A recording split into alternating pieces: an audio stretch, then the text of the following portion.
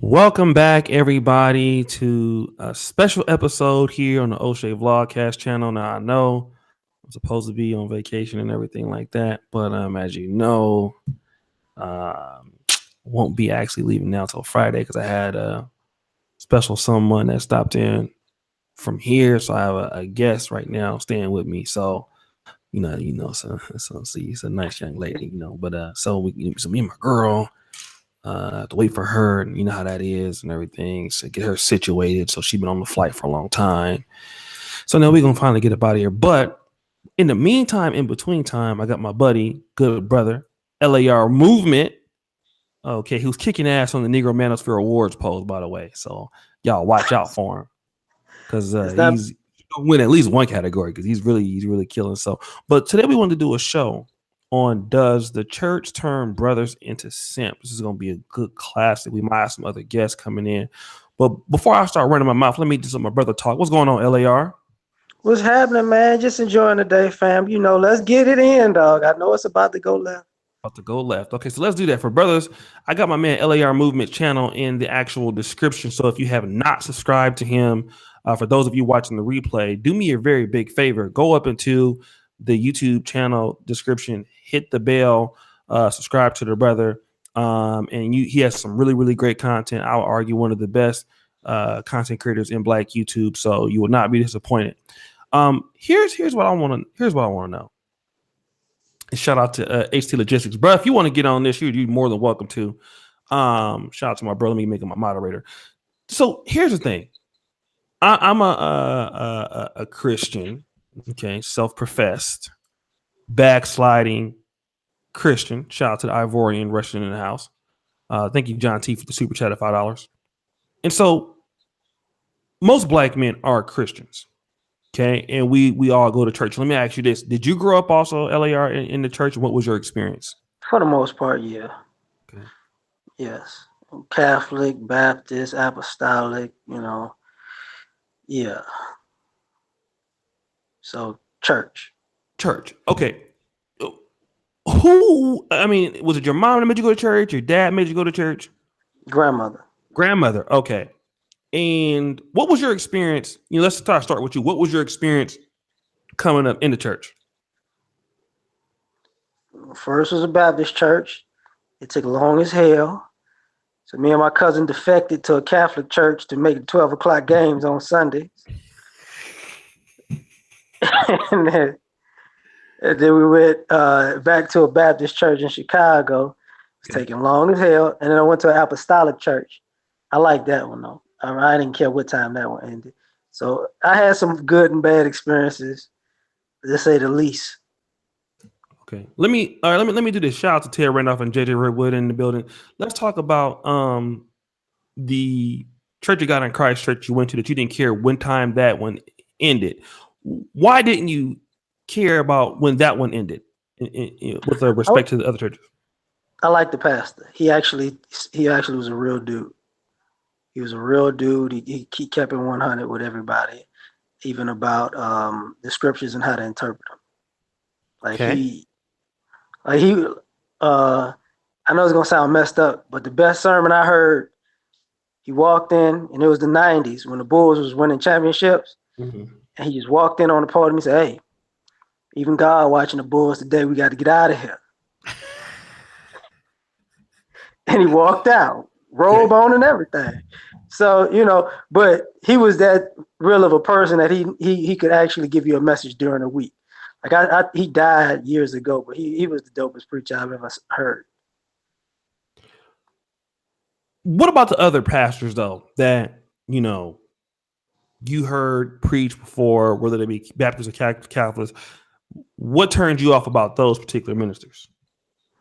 Perms, long-winded. Did you say perms, nigga? Yes, yeah. Perms, long-winded, lifeless, not intelligent at all, not articulate. Okay. Was just misinterpreting the Bible. They didn't really care. As long as the collection plate went around 37 times, it wasn't gonna stop. They held you there. Like I remember one church, the deacons used to fall asleep. The preacher was preaching so long. So yeah, man, it was dysfunctional, bro. It just it wasn't good. Okay. The choir quit on you, like I can't sing no more. Especially in black churches, man, the choir sing like that's like 80% of the service, man. It's like clapping.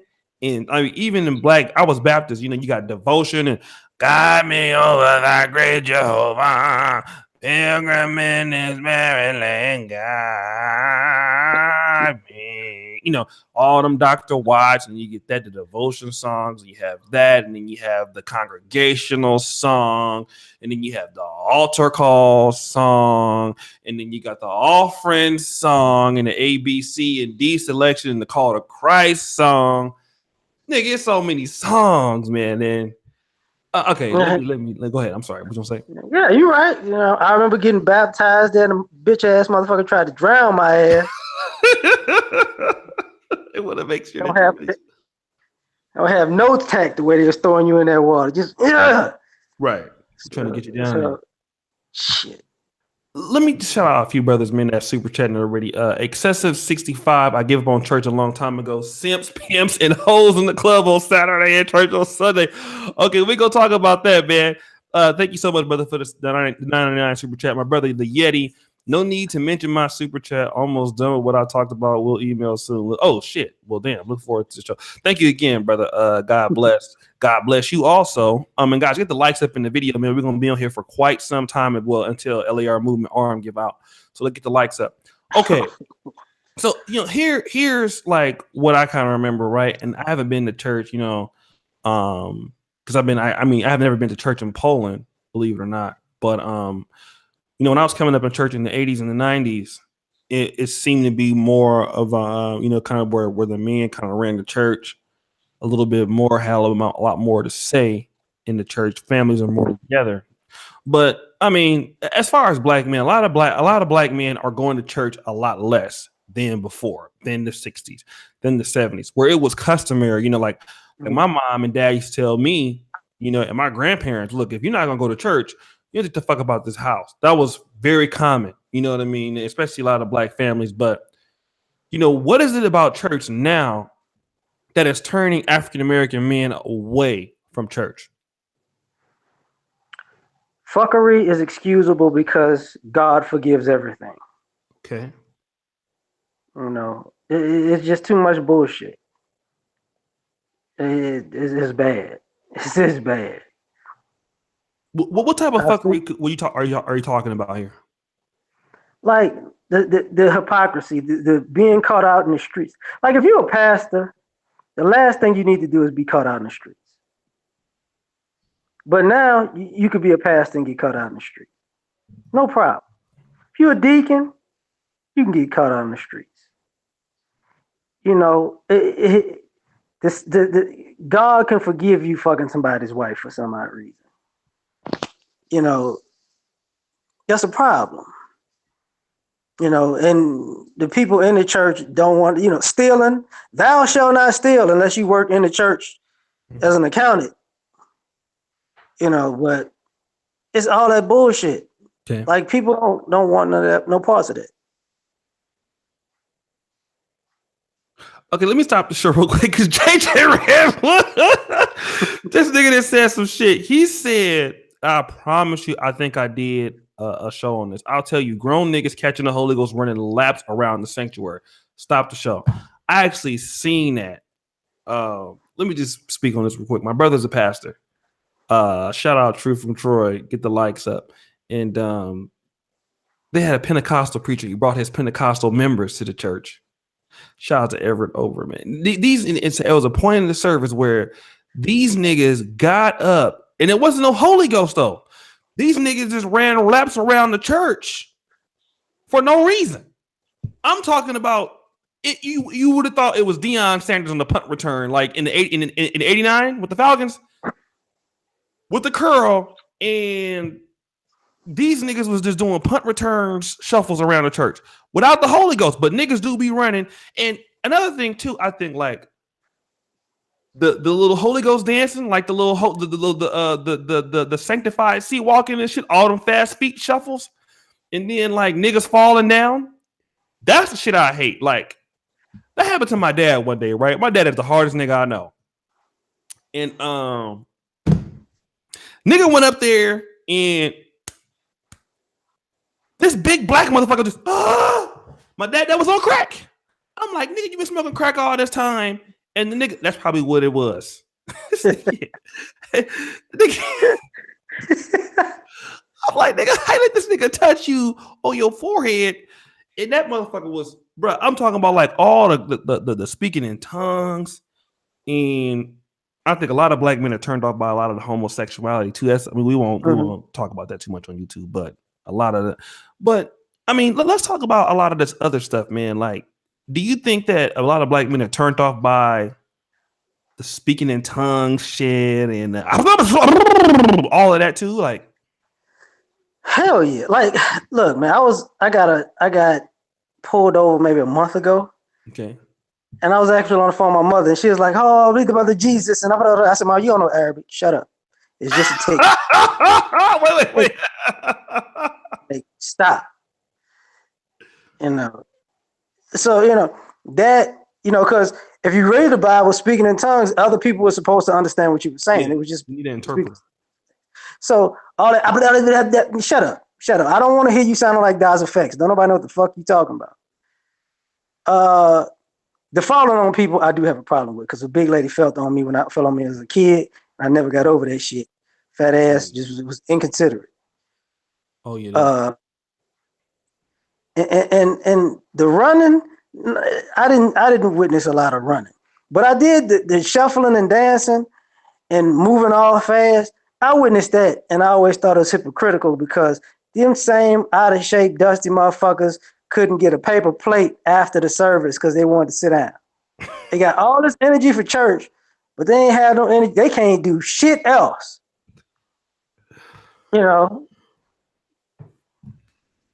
But I digress.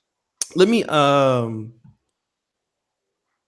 read out some super chats, man. Hope I didn't get everybody. Everett Overton, man. Shout out to my boy Everett Overton. I think he's in Japan. Shout out to the long-winded Big Sherm preachers.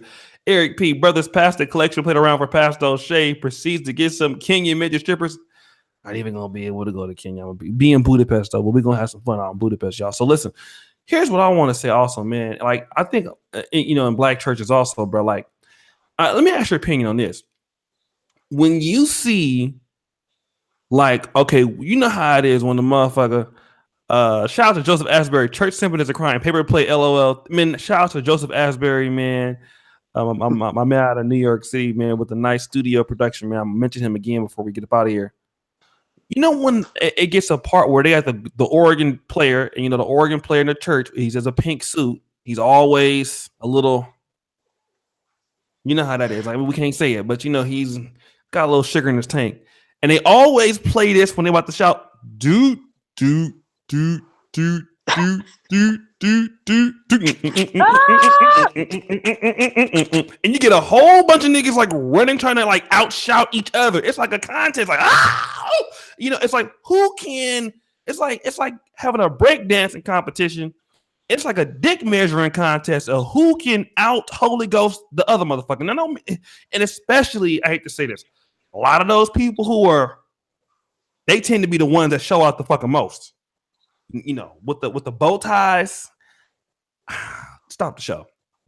Bow ties used to be a masculine thing, man. But now, if you a nigga wearing a bow tie, I'm like, okay, nigga. Okay, you got a bow tie on. You were a little bit sweet. I mean, let's talk about that, man. Have you ever seen the little contest thing going with, niggas just running out into the, you know what I'm saying? I'm still trying to figure out about that dress code shit too, man. I don't quite get it no more. The running and the shouting is annoying. It's annoying because I know good and hell well you don't give a fuck about God like that. You give a fuck about attention. all that screaming, all that jumping, all that praising. Look, I was a kid and an adult in the parking lot of a church after church. You know how many people get cussed out because of road rage when you leave church? Right. I'm not trying to hear these fake motherfuckers. Bless you, God bless you, have a good day. Jesus will be with you. The same person. Put them in their car afterward. Bitch, if you don't get your own fucking ass out the way, take that head off and drive that Cadillac, you old bitch. Like, that's the same person. You know, people in the bow ties. I'm just trying to figure out where they keep wearing these skinny jeans and slacks and extra large polo shirts, you know, looking like a Mr. Potato Head for church. Right. I don't know what the fuck going on no more. You know what? I just go watch the game, man. I skip that shit. I skip that shit. Cause church started dressing like Young Thug before Young Thug. Oh, okay. Let me do this. Ted Randolph, man. LOL Shay. What about the dysfunctional but found your Christ single ass moms that be trying to get you to save? Let's talk about that, and we will definitely put that on the discussion. Born again, born again virgins. We're gonna talk about the born again virgins, y'all. And let me do this real quick. If y'all have anything that y'all want us to talk about, put it in the super chat. We already got 16 dislikes, so somebody in here is hating tonight. But we ain't mad at you. Go ahead and like the video, brothers, and subscribe to man LArMovement here in the description. Somewhere in there, goddamn, that was just some shit. Yeah, something in there. But let me ask you this, right? Because I mean, if you look at Christianity, though, it is an Abrahamic faith. And an Abrahamic faith is opposed to basically, Islam or Christianity. It is a male-dominated religion. It's supposed to be for men, and basically the man is supposed to lead the family. Okay, and that's the man is the head of the household, and Jesus Christ, or in the head of Allah is the head of the man. Or do you feel that we are hearing that in today's messages in these black churches? Hell no. The head of the household don't pay the tithes and offering. You're not finna hear head of the household messages when brothers ain't paying tithes and offerings. That's basically what it is. I mean, think about the ministries that they have. Okay. Singles ministries, women's ministry, Bible study, mostly predominantly women. Okay. Like, women are predominantly in church Monday through Sunday nowadays. Okay. So a pastor is not going to talk about how men should be in the head of the household because it don't pay. I think it's a business now. Let me speak to the biz part. Let me just shout out some brothers here. Big the Swag King, Church is a drug, but shout out to Lord O'Shea Jesus Dukes. What up, man? Thank you so much. My brother Rusty Balls, like I said, man, I like his content. He's always doing it in his car, weighing in on certain topics. I got to get him on the show one day. Depends on the church. The ones with modesty rules for women, dudes at their church really wife them up. Dudes marry out, the women stay single. Okay, let's put this on here on the table, right? Because we got we were just talking about the women staying single. We talked about all these ministries that we have in church, LAR. But let's talk about this, right? Ayana Van Zandt, whatever her name is, to fix my life. She blames the church for keeping, at least a lot of women do too also. I think Deborah Cooper is one of them. They blame the black church for keeping black women single. Why do you think they're saying that? I think the way the church is set up is kind of just like how women are set up. It excuses their bullshit. It tells them everything is gonna be okay. You don't have to do nothing. Somewhere, some man is gonna be your Boaz and just come along and pluck you as a flower and take care of you for the rest of your life, even though you look like a rhinoceros on crack. You know, God has sent a man. You know, it's that bullshit. Like it made people just live in fantasy land. You know, just too much. You don't have to fix yourself if you're in church. Okay. There's, church ain't a place for self improvement. Why do you say that? Because when you're in church, they tell you something is wrong with the world and those worldly people. You know, those people who aren't Christians, those people who are not in your church. Not all you fucked up people in the church. You know, so they gonna always, you know, really be at the bottom of the list because now they're too good to do anything fun, and if they can't do anything outside of the church, stay in their fucking business, and they let them in their fucking business. Okay. Like the church don't belong in your relationship or your bedroom. Okay. Why do you say that? Well, first and foremost, because they're not telling you they what's going on in their bedroom and their relationship. So why the fuck you keep divulging your information in them? Okay, but let me ask you this: what would somebody say? Well, you know, the Bible has certain stipulations for how one should operate in the bedroom, or you know, it's just according to the scriptures, which is why the pastor or whoever else is basically acting on that behalf. What would you say to somebody who says it to you? I would say I understand what the Bible says, but I do also understand how people give the classic "I'm just a man. I'm just a man, and we all fall short of the glory of God" speech. So these motherfuckers ain't following that shit, so I don't want to hear it from Okay. them. You know, a lot of people, most of the people in church and out of the church are not following the Bible. America doesn't follow the Bible. Okay. All you got to do is do right by people. That's it. That's pretty much what the Bible is telling you. Do right by people. Right. You know, but no, can't nobody do that. Let me ask you this, and I'm gonna read out the super chat after this question. Um, there is a big thing. Like I see a lot of. Let's talk about the single mother piece because a lot of the brothers complain about this. Because there are guys out there. Let's say like Derek Jackson. You have certain hoteps saying the black woman is God, and then you have, as you said, the Boaz thing, and you'll have a female who was out in the streets, for whatever reason, she was having, maybe sex with somebody, getting beat up with somebody or something like that, got two kids by two different baby daddies. She comes to church, and all of a sudden, she's a born again virgin. You take the Facebook status, is hallelujah, Psalms 23 every day as a daily quote. You know what I'm saying? She's going hard for Jesus. You know what I'm saying? Everything is about Jesus on the Facebook. Every post of Twitter is about Jesus. It's like they really going hard for then acquire all this shit.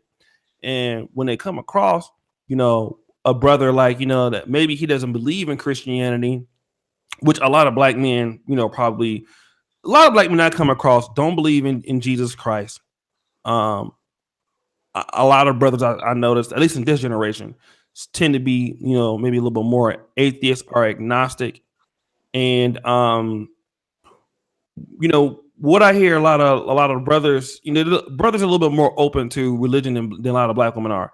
And so then what happens is this could be a good brother, but he doesn't believe in Christianity. So she's going to say, well, because you don't believe in Jesus Christ, I can't date you. Let's talk about that, aspect too, because we have like a lot of single mothers in churches, and then we have also a lot of black women who the first question that they ask you is, do you believe in God? And let's talk about that real quick. Most guys that I know believe in God, but we ain't got to go to church, your punk ass. Like that's what it is. Like just because somebody believes in God, like here's the thing, just my opinion. Most people only love God when their life is fucked up. Say it again. Like most people only love God when their life is fucked up. Like when things are going good and they feel like they winning, a lot of people don't give a fuck about God. Okay. But then all of a sudden, when your life is fucked up, you care about God. Okay. And it just doesn't show in the church thing, it shows in how you treat people. You know, you don't if you winning, you're not treating people properly for the most part. There is no humility in somebody who's winning. There's no humility in somebody who feel like they're quote unquote blessed a lot of times. They're not doing good out in the world and doing good for other people. Mm-hmm. But when the shit hit the fan and everything go left, then all of a sudden, you know, God is number one in their life, and it don't come off right. And they do the same thing in their relationships. You know, to me, it's a red flag of somebody. If you don't love God, if you can't, if God is the head of your life, you can't be the head of mine. I ain't fucking asked to be the head of your life. Mm-hmm. You know, and I could believe in God and still believe you on some bullshit. Okay, let So, me go ahead. No, come to sorry, continue. no. Let me do some of his basically guys, thank you for those who are super chatting. For those of you who want to ask questions for the show or you want to super chat, you can hit the button right there. Now, let me do this real quick, guys. Do me a favor. Let's get LArMovement some more subscribers, brothers. For those of you who are not subscribed to LArMovement, press 1. Those of you in the live chat, because we have 193 people watching right now. We're going to get the links there for you guys to subscribe. Let me go ahead and read off some of the people who are super chatting right now on the stream. And I definitely thank you, brothers, man, for what you guys do, powering what we do here on the Negro Manosphere and through the channels on now. I do want to say this, the ebook on why men should stop helping women, that ebook is complete. It will be finalized. It's in its editing stages right now. So I want to thank you guys for supporting the channel. This will be our 4th free ebook that we have, plus the comic. So all of these things that we have are free to brothers because we want to help black men, and we're doing more stuff, create more content for you, brothers. So I just want to thank you guys for supporting us. Super chat or on Patreon for what you guys are doing. Let me go ahead and read Diggs the Swag King. He says, "Y'all better praise White Jeebus, man with the Buick." Thank you, brother, for the $10 super chat. Look at the white picture of Jesus in church. He looks very effeminate. So no wonder men in church are soft, because white Jesus looks soft and simp-like. Fuck. Shit. Okay. Spectre from Salem Town. Thank you for the super chat, brother. Got to keep fighting in the good fight, brother. Thank you so much. King Moan, I think. 499. Thank you for super brother O'Shea. Have you done anything on rebound relationships? But no, that is a good one. What you think about that one, LAR? That's a good topic, bro. We'll knock it down for you. Remind me to knock it down for you, player. We're gonna definitely do that because that's something we got to talk about for real. That's something like I would expect LArMovement to. That's a topic that I think he would do. But let me kind of get back into this. Okay, so do you feel personally the church with because society is more liberal now, we see feminism, Me Too movement, and things like this. Do you think the church has also changed its positions outside of what the Bible says to fit that of society? Is the church changing with the times, or is the church still the church, in your opinion? The church is doing everything society is doing. I saw recently that I saw this white couple on the internet who are pastors who are now swinging for the Lord. Oh, I saw that too. So, the church was doing any and everything. You're supposed to love everybody, love every sin. The church doesn't have any boundaries anymore. Okay. So everything goes. What is not a sin, though? I mean, let's talk about that as far as the church. Like, what is not? I mean, surely there must be something that's off limits, right? I mean, as far as the church is concerned. Yeah, taking money out the collection plate. Now that's something. You do that, something wrong with your ass. Everything else is still Oh game. shit! Yeah. Oh shit! Okay. But let me talk to you about these ministries, okay? Because black men are not going to church because you said like black men are not financially supporting the church, okay? Mm-hmm. And this is why the church doesn't cater to them. Now, this is important. I think this is important, right? Black women run the church because they support it. Now, we can say what we want to say about how fucked the church is, but we do know that they dominate it because they support it. Mm-hmm. Can we blame black men for the decline of the church because of their lack of support for it?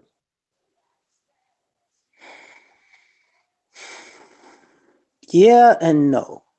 Because if the more black men support the church, the more they want to influence the church, and that's like a war. And no, because this is what a lot of the people in the church wanted. They didn't, like, I've seen the church evolve from a lot of different things. Prosperity preachers, their stance on homosexuality changed. Okay. Like you just laughed about the swingers, but how mega churches, like there was a time where it was just sacrilegious to not only have an ATM in a church, but to have them know how much you make per year, so they can, tell you what you should tithe and offer. Mm-hmm, mm-hmm. Like it has become, it's a turnoff for most guys. So I can't, like, don't nobody want to do that. And plus, a lot of times, I would say the volunteer work.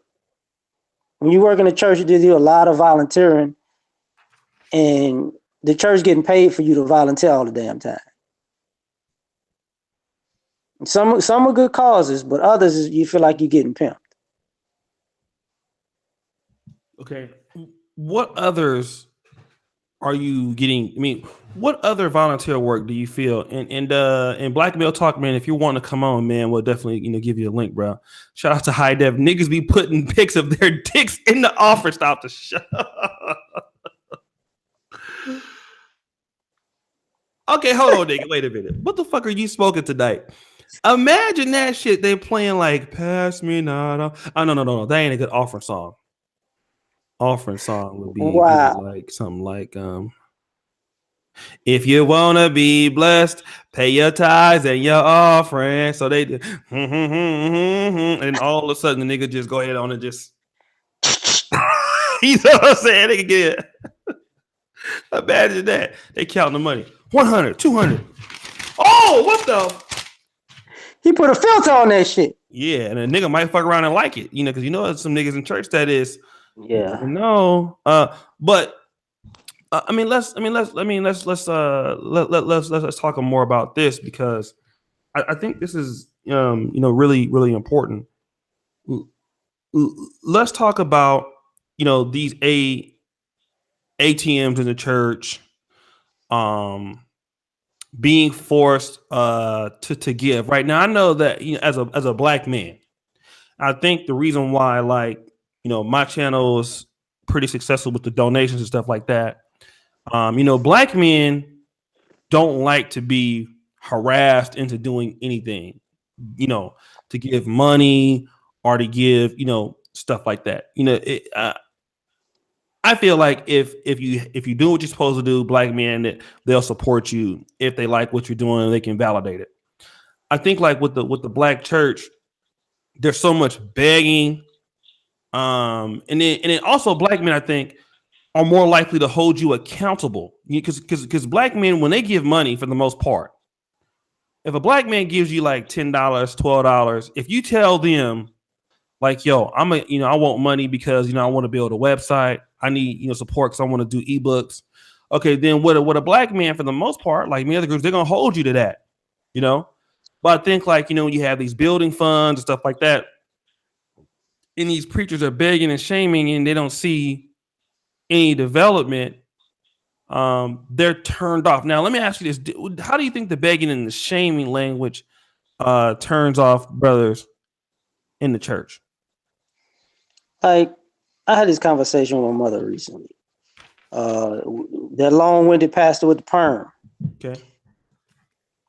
He owns a lot of real estate back in my hometown, right? Okay. And I was like, and she's like, he owns like half of this and this and that. And I'm like, well, that's what he was doing with all y'all tithe and offering money. and then she's like, you think he used church money to buy all that property? I'm like, hell yeah. He ain't got no fucking job. And that's what Brothas see. Like, the church was the avenue, in a sense, for civil rights and movement, right? Mm-hmm. People use the church as an avenue for education. But when it comes to using the church for an avenue of business, unless you work for the church, that probably is it for the most part. Because the church will buy apartment complexes, subdivisions, liquor stores, all kinds of shit. And your congregation can't get a discount, or they can't get a job. So brothers see that stuff. Like I remember when TD Jakes was making movies, and me and a friend of mine was having this conversation, and it was like, he has the money to make a movie. I said, no, he need to break bread with that whole damn church. Because that's who paid for the movie. He didn't. Mm-hmm. He's an executive producer of a movie with tithes and offerings. And people don't want to say, I hate fucking saying tithes and offerings because it's really fucking offerings. Mm-hmm. And black men especially, like, man, this money ain't going. Look at the neighborhood. Is this money helping out the neighborhood? No. The church getting bigger and people getting evicted. What the fuck going on? You see the deacon in the Maserati, but in the corner around Christmas time, they want everybody to volunteer and be a secret Santa for either a single parent household or somebody who lost their job. Don't you think, you could put up one of them diamond rings you bought your goddamn self and help the family yourself? You got the money, right? So yeah, we're gonna go left, man. About to make me say some shit. I got some things written down. Shout out to my man out of Canada, Life Machine Power, 10 Canadian dollars. I really appreciate you brothers for the support, man. Get the likes up on the videos also. We have 217 people watching. Let's talk a little bit about, let's talk about before we get into what the Bible teaches in this simping thing. Here's my question. You have some black men who just don't believe in God. They don't believe in Jesus. They don't believe in Easter and these things. Do you think that this generation of black men, because I guess back in the day, maybe we had black men who didn't believe in these things and just kind of kept it under wraps. But do you think that a lot of black men just don't believe in Christianity at all, or don't believe in Abrahamic faith at all, and that's why they don't go? Or do you believe that maybe it's because of the behavior of the pastors and the low performance of the churches that have driven them away? I think first and foremost, Christianity at this point lacks spirituality. Why do you say that? Because when I grew up with my grandparents, you could feel things. You know what I mean? Mm-hmm. Like, and society has decayed to the point where it's like it's a dead society. So, church looks dead. Church feels dead. The people in the church feel dead. The sermons feel dead. There's no life in the building. Mm-hmm.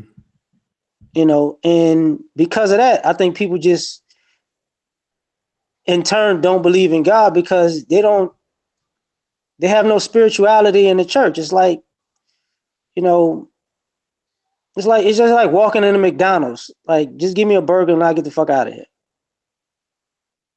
You know, that's a problem. Because how you gonna talk about religion, which is an offshoot of God, but God ain't really in the building when you're there. Because God ain't in the people in the building.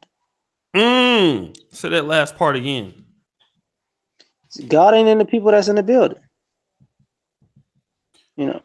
Okay, let me do this and shout out to a lot of people donating. Man, Ted Randolph says, I'm avoiding that lightning strike. It all depends on the leadership. I've been in churches where church members were seen in and out of the church. Most broken churches have flawed leaders. Absolutely, I'm ready, brother. Send me the link, man. The email. Let me see if he sent it because I was writing some notes here, trying to keep up with everything that the man is saying.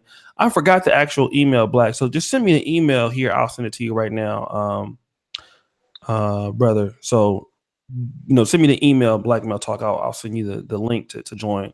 Let me do this. I want to talk about this from a position of strength or from a position of leadership. What are Black women being encouraged to do in the church, and what are Black men being encouraged to do in the church, based off of our discussion so far? Black women are being encouraged to wait on some man to come and save you. And Black men are being encouraged to save these women out here and give us more money. Okay, let's talk about the wait on the thing. And I hear this a lot of time. Wait on the Lord. Wait on God. Wait on. Okay, let's talk about the waiting part, because I hear a lot of Black churches wait on the Lord. Wait on the Lord. What about that term? That do you like or dislike? I dislike the fact that people seem to forget that people used to say God helps people who help themselves. And most people have phased out of that and they don't help themselves. They just waiting on God to do it. Okay. And you start to sound like a child around Christmas. See, your parents going to deliver because they doing something to make Christmas for you. But now you're looking at God like Santa Claus, like, I'm going to just wait on you, Lord. Well, what you going to do? Like, and I think part of it is because a lot of people don't read the Bible. Most Christians have never read the Bible. Okay. So most Christians, that's why you could just flip back and forth a million times and people just take quotes and they put quotes together that don't fucking go together. Or they put two or three different contexts out of context to make a statement that ain't really there. Okay. So what ends up happening is you waiting on God to do something that God probably already did.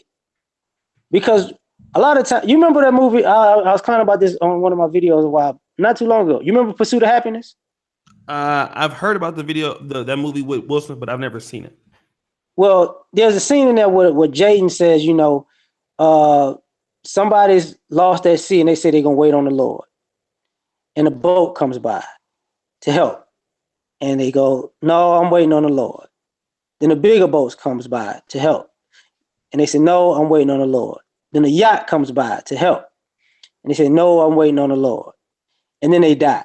And he said, they're in heaven. And they said, God, I called you. I was waiting on you. And he said, I sent you 3 people to help you. Why you ain't take the help?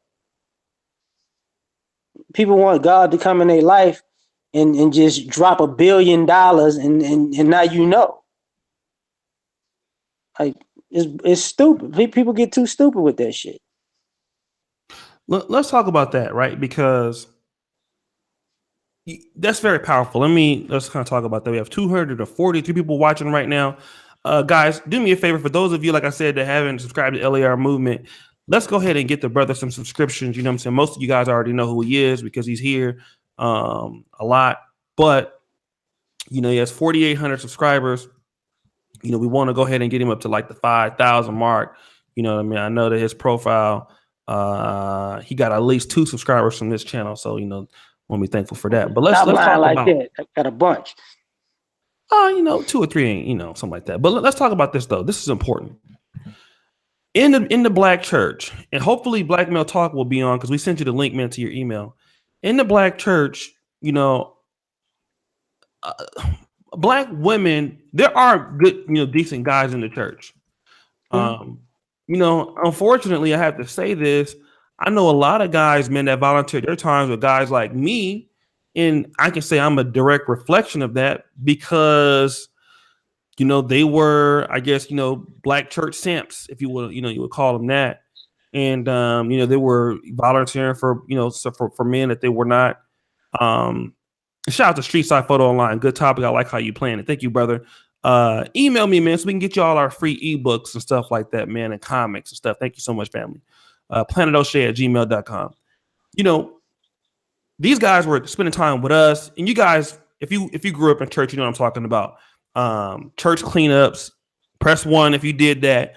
You was getting all the gum from underneath the church pews. You clean up the church toilets, cutting the grass in the church, seeing the sick and the shut in. Going to church conferences. And by the way, those things go down in the church, man. They be in there fucking like crazy. But a lot of guys, in the black church, they were spending their times, with guys like me and you, when they didn't have to. So I guess what I want to know is these kind of guys who are available for a lot of these African American women in church, as you say, when God sends them a ship, it's not the ship that they want, because, this guy is, 49 and I'm 29, or, so God, I'm praying on God to send me a man, and God is trying to send them a man that's right there in the church, but they don't want that guy, and then they want to complain and say that they can't get guys and can't get men. So, I mean, do you feel that that the black church still has some decent brothers that these women can pair off with? I think the church does, but at the same time, I think what winds up happening is the church is kind of a quick snapshot of what's going down. Because when you say I want a God-fearing man who goes to church, who's working, who's responsible, who has a good job, who'll take care of his family, who'll be the head of the household, you can actually meet that guy at church. But normally the same women that ask for that dude, their boyfriend is dropping them off at church. And they're not speaking to the dude that's at church like that. Okay. So go ahead. I'm sorry. That's what happened. My bad. You got it. No. Welcome to the Josiah, man, aka Black Male Talk, man. A very good up and coming black male discussion podcast. Shout out to my man King Demetrius. Good to see you here. What's going on? What's going on, Josiah? What's going on, guys? What's going on? I had to hear this one because y'all were hitting on some pretty. Y'all talking about one of the sacred cows in the black community, the church, and y'all know that's a taboo for a lot of black people. I know because I went to seminary school, and I was going up to being like right hand of the pastor. And man, that's a whole different world that once you get on that podium, it's power. Like you'd be surprised what women will follow you. A lot of black men, they get behind you and they just give you money, and you starting to run revivals, and you got musicians and women be coming, pastor, can you come by? Or minister, can you come by and talk to me or lay hands on me? It's a very powerful thing. I mean, it's gotten really bad. Like I don't even go to church. Like my old lady can tell you. I say, yo, we gotta get out. We gotta get away from the church. Like, I mean, I can't lie. What LAR is saying right now. A lot of black men, a lot of us, we came up in the church, but then some of us, we woke up one day and we was like, yo, we got to get away from this. Like, I mean, if you look at it, and it's fair to say, like in the 1960s, that was the most when we were having brothers, we were making moves in the church. We had the schools we were building up through the church. We had our communities. It was the meeting place. And as time went on, after the Poor Man Poverty Act, black men started getting pushed out. And one of the biggest places we got pushed out of was the church. I mean, the latest thing that we look at right now was the TD Jakes incident. I think, I'm not sure if y'all seen that video. Oh, yeah.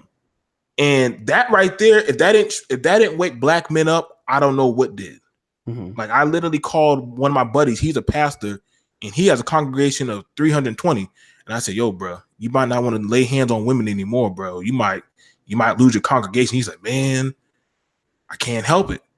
You know what I'm saying? Like it's now the church now, and all of us, brothers, we can agree.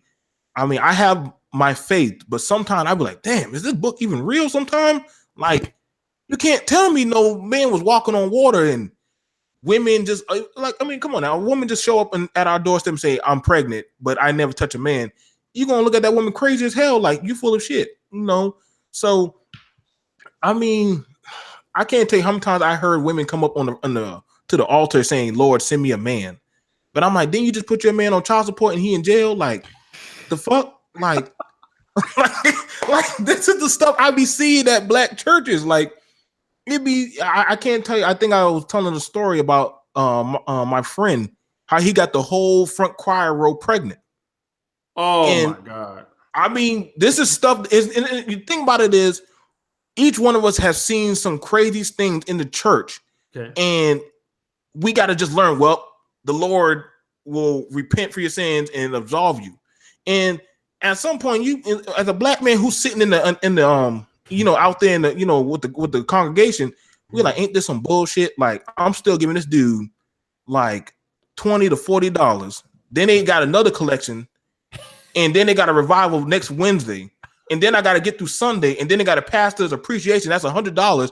Like, damn, I can't even keep my lights on. So how the hell I'm supposed to this dude got a damn new Rolls Royce come parking up and say the Lord just blessed me. I'm like, nigga, that's my damn blessing. What the hell you mean? So, I mean, if you really want to be technical, and I ain't mean to go too much into it. Nah, go ahead, man. But Jesus was never in the church. If any of y'all who ever read the Bible, that's true. Jesus wasn't even in the church like that. Think about that. Jesus was literally telling the people, listen, pay your money to Caesar first. In other words, back then their bills was Caesar. You pay Caesar first before you give any money to the church. In other words, Jesus saying, listen, before you give money to the church and Pharisees, you take care of home first.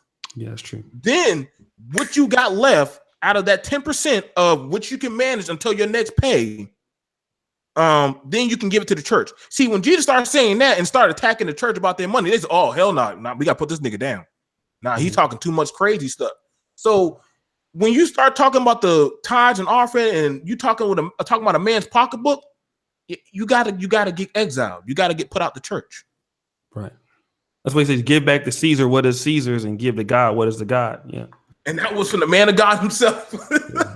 And so people were amazed at that particular statement. Shout out to, let me do this because we want to get into some really good things. And some of the other YouTubers who are avid, who are Christians for a fact, like Brandon Tatum, he's at Disney World with his son right now. And Sinful The P, shout out to him. He's actually doing a coaching session. So he's a former pastor or preacher himself.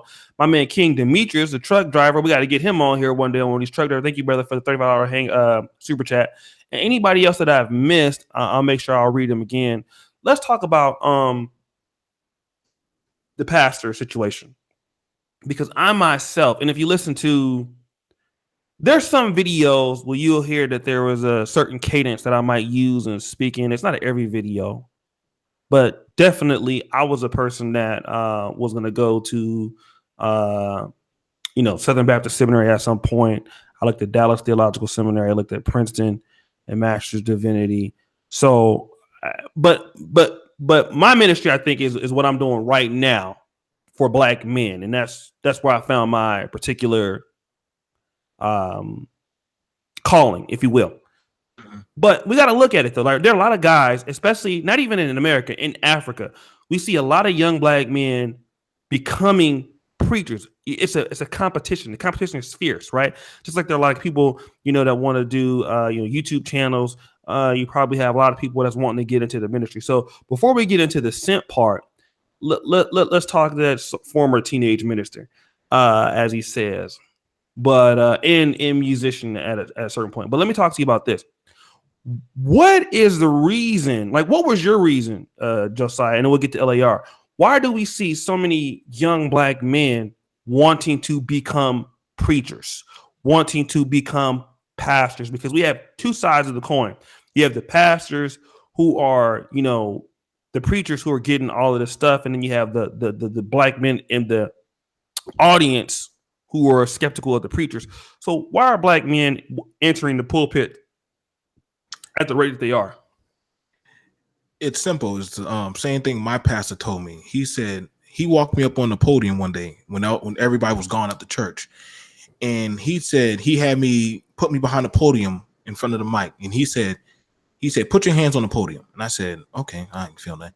He said, imagine all these people listening to you. And I was like, what are you talking about? He said, just think about it. Everybody's listening to you and they believe what you said. You see, the thing about it was back then, the pastor was the most revered, especially in the black community. He was the most revered person in the community. And the thing about it is we push on up to now. If you look at who's the civil rights leaders and people who run in most of the black community, it's pastors, because you get the respect. If you can, like, I remember one time you even said you could be the dumbest thing in the community, but if you get into the church and you work your way up the ladder, you've made. I mean, the women come, you get paid, there's benefits, and also you got a free meal from 2 or 3 of the mothers of the church. Women are going to be looking at you because you got a position. Women look at anything with power. Let's just be real. And then you got the respect of the people. That means if you say something, they're going to take it for whatever word it is. I don't know what about the Bible. It'd just be making people believe all kind of stuff. But it's the power. It's the respect that you automatically just, what you say is now the new white on rice. Mm-hmm. That's what I believe when I was going up the ladder. Let me talk to you. Let's talk about that real quick, because this is important. I know for a fact, like, maybe not so much now, but back in the 70s, back in the 80s, and then the early 90s, and even probably now, the Jasper Williams, Leroy Elliott type of preachers, Reverend Leo Daniels, Gilbert Patterson to a certain degree. None of these guys were college educated for the most part, didn't graduate college. So if you were a guy that had a pretty good hoop or a holler, Reverend C.L. Franklin, and could stream together a few words, you can make it. You can make it. You get a lot of money, and it was just basically like a YouTube channel, right? People on YouTube, when they come on YouTube, they don't look at your professor or they're looking at how do you make me feel through this computer. It's the same thing with churches. Being a preacher is one of the ministries that you can really get full health benefits, matching 401k. If you have a good name and you can pack the house, you can set your salary. You can get a lot of engagements. You can write books. You can get respect, all for no real educational achievement at all, and very little work. If you think about it, because what do preachers do in black churches? They preach on Sunday. Mm-hmm. Maybe they come to Bible study on Wednesday. The rest of the fucking week is off. If you think about it, business meeting once every 3 months. So, they have a lot of idle time, right? That's why a lot of these niggas get called fucking in the church or fucking bitches and shit like that, because they don't have. And think about it, if you're a 500 member, 600 member congregation, you could probably, depending on where you live, you could be making $60,000, $70,000, $80,000 a year, plus getting a housing allowance. If you think about it, that means they paying your housing allowance. Not to mention the money you get under the table, those sanctified handshakes. Somebody come and just slide you $100. Pastor Appreciations Day, you might get $25,000. Don't have to report it. You get people sending you to trips and stuff like that all the time. It's a good career for most people, especially if you don't have any formal education and you don't really have anything else to do. But that's my reason. But let me ask LAR, because he might have a different perspective. LAR, why do we see so many black men, in the church preaching? What you just said, it's gospel crack. Selling them psalms like crack. Like, you don't need a job. You can be a felon. You know what I'm saying? You could drop kick toddlers before you got in the church. Like, you could do whatever you want as long as you could preach. How many preachers you said, I was wayward when I was young. I did this, I did that. Like, it's like, it's like a modern day mumble rapper. Shit. Facts. You know. So Oh, yeah. It's the hustle, man. It's the black hustle. okay. It Okay. is. The modern day mumble rapper. All right, let's talk about this real quick. And let's. Okay, you're the guy that's coming into preaching, coming into the service. Okay, and you. To me, if I'm a young preacher from, let's say, and I know it's happened a lot in Africa. Now, for guys don't know, like Nigeria, outside of America, is probably Nigeria actually has some of the richest pastors on earth. You know, I have an article. Let me see, Nigerian preachers. Let me Google it real quick. But you have let's see here. Yeah, David White Dume. You have TB Joshua. I know you guys have heard of him.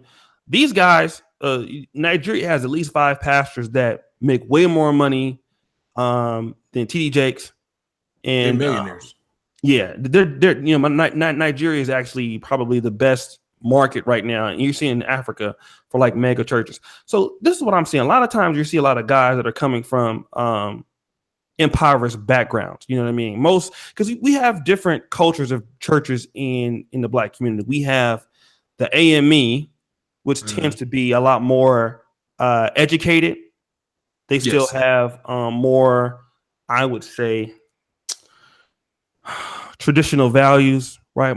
Most of your black elite, I feel, historically have come from the AME. They've probably done more as far as starting schools and colleges. They have Wilberforce in Ohio. They have AME University in Liberia, stuff like that. Then they pay for you, and they also commission you. yeah, commission. They're operated up under the bishop, a main bishop who tells preachers where they need to go. So they're probably the most they have the most class, I would say, and the most prestige. Let's get into then you have like Church of God in Christ, which is not as organized, but more, I would say, ghetto. You know what I mean? You have your National Baptist Association, which is probably outside of that, and then you have your non-denominational church cultures and stuff like that. But let me get back to you, Black Male Talk. Shout out to Keep It Techie. Finally called live. What up, brothers? Keep It Techie. Shout out to you, fam.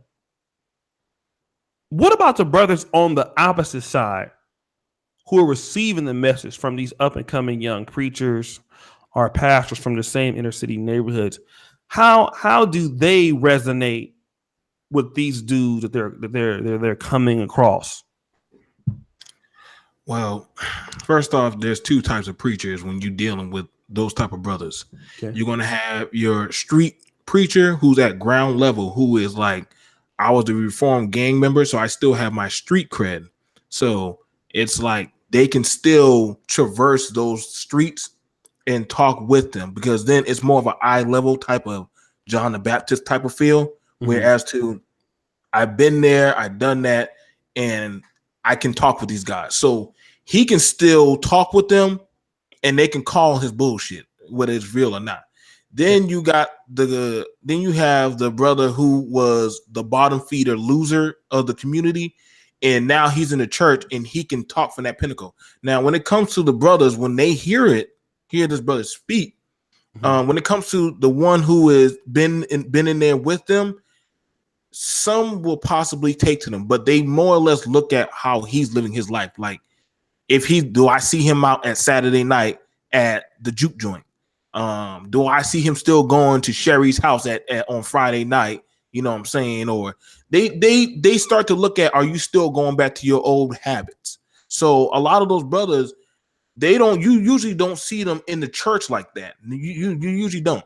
Now, however, the one who is like, you know what I'm saying, he starts offering them different types of hustles, like, hey, you can come to the church, I can put you on to something. Usually the guy who's more connected, that type of preacher, the brothers, they still don't even fuck with him now. I mean, if we talking about the 2018 brothers, like they really don't want to mess with any of these preachers, because honestly, there's nothing to so much gain for a black man in the church. I'm sorry, it really isn't nothing. I mean, I guess you can be a security guard or an usher or security, you know what I'm saying, something, but if you ain't getting paid, I don't even see why a black man will be in the church, really. Okay, let me ask you this, LAR. I mean, do we think is it possible? And shout out to Roscoe. I think you did a super chat here. Let me read it here. Talk about pastors who live in the church. Okay, I don't know what he means by that, but can you be more specific what you're talking about? Because I don't know what that means. But let's talk about this. Okay, we've been talking about the Pookies and Ray Rays against the educated lames. Not we've been talking about it, but there's been a big topic in the manosphere for a long time. My question is this: are the guys in the seats in the church pews, are they jealous of the black pastors? Are the black pastors the alpha males, aka the Pookies and the Ray Rays, aka the Little Waynes, the guys that get all the girls? And the reason why black men are not going to church is because they're actually jealous. They hate to see a black man doing good. They hate to see a black man with a nice suit on. They hate to see a black man with the speaking ability, with the ability to be able to woo the crowd, the power. These black men are not going to churches because they're just fucking jealous and they're haters. Is that a good argument? It can be. I mean, because if you're a man and you go to church, in some ways you might have to be more docile to be less threatening to the pastor. Okay. So I think, and that's one of the things that's probably is a turn off to go to church. Is like, I don't need to be this soft just to listen to some preaching. You can't call bullshit in the church while the preacher's preaching. You can't, you can't just get up and walk the fuck out without people thinking that you crazy while the preacher's preaching. You get what I'm saying? Right. So, or you can't agree with something too loudly in a masculine way because you might scare the shit out of somebody. You got to do it in some soft, crazy, like you talk, running laps and finicky. Hallelujah! No, you can't just jump up like you was at the game and somebody hit a 3 on your ass. Okay. They're gonna look at you crazy. So yeah, I can see that to a degree because you can't really be 100% man if you're not the pastor in the church. Yeah, got to be docile. Okay, let's talk about, Roscoe says pastors that get church renovated so they can have an apartment upstairs in the church, no property tax, no mortgage, no rent. I've never seen that. Have you guys ever seen that before? Hell no. They usually the churches, what they do, they can set you up with getting you a place. Yeah, they can set you up with getting a place. Yeah. I've had that. They offered me a 3-bedroom house and offered to pay my mortgage. They'll do that. There, my brother who's a pastor, there's like sometimes churches will own properties like on the church properties or in the same neighborhood. They call it a church parsonage. I've seen that. I've never seen a church getting renovated and live in a church. Most pastors I know don't want to live anywhere near the church because the members have too much close access to them and just think they can pop up whenever they want, so they don't have any privacy. So they don't do that. They don't have to. But let me kind of get into this though, right? I'm going to play the devil's advocate. These guys who were preachers, okay, for the most part, and you have some preachers have women throwing pussy at them all the time. Now you talked about, come lay hands on me. You get those little late night calls. Shout out to Johnny Hilson. I know like my brother, back in the day, there was a story of Charles JB, black men going to church. Are they going to be praising God or scoping out booty? We'll talk about that also. In this particular case, preacher was preaching, young lady was sitting there, came to the church on purpose, wasn't wearing any panties, and while the preacher was preaching, she kept crossing her legs during the church. So let's talk about it from this angle. Are black women, are women in general, because if the pastor sleeps with anybody in the church, and I've seen this happen. I talked about a church fight before at Mount Calvary Baptist Church back in 1989, where I seen people actually fighting and throwing like heavyweight George Foreman blows, like in the church. They had to cancel church that day. If the women are trying to fuck the pastor, and if the pastor gives into it, those women are not considered a part of the problem. They are the victim. They've been a victim. Oh my God, I can't believe he did this to you. Okay. I can't believe he did this to you. Okay. Are women in the church, are they ruining these black pastors? Are they basically corrupting black ministers in black churches? Because I feel that sometimes these guys start off wanting to do the right thing, and then they end up, down a wayward path. But can we sometimes blame these women to a certain degree for trying to corrupt these preachers? I go with LArMovement. Hell no. Okay, why do you say that? Because these pastors are holding that job. They're not Wilt Chamberlain. They're not Hugh Hefner. Part of their job is to watch they dick. You can't just be fucking everything. Right. Just like when they talk about the cat, that's like saying it's a little worse but you shouldn't have brought little Johnny around that Catholic preacher. Your son is tempting him. Okay. No. If you want to have a job in religion, fucking toe the line. If you don't, fucking start a porn company. It is what it is. I want to go see a basketball game. If Russell Westbrook start throwing bombs like Tom Brady, he doing the wrong fucking thing. That's not what I came to see. No, we came at him. Shit.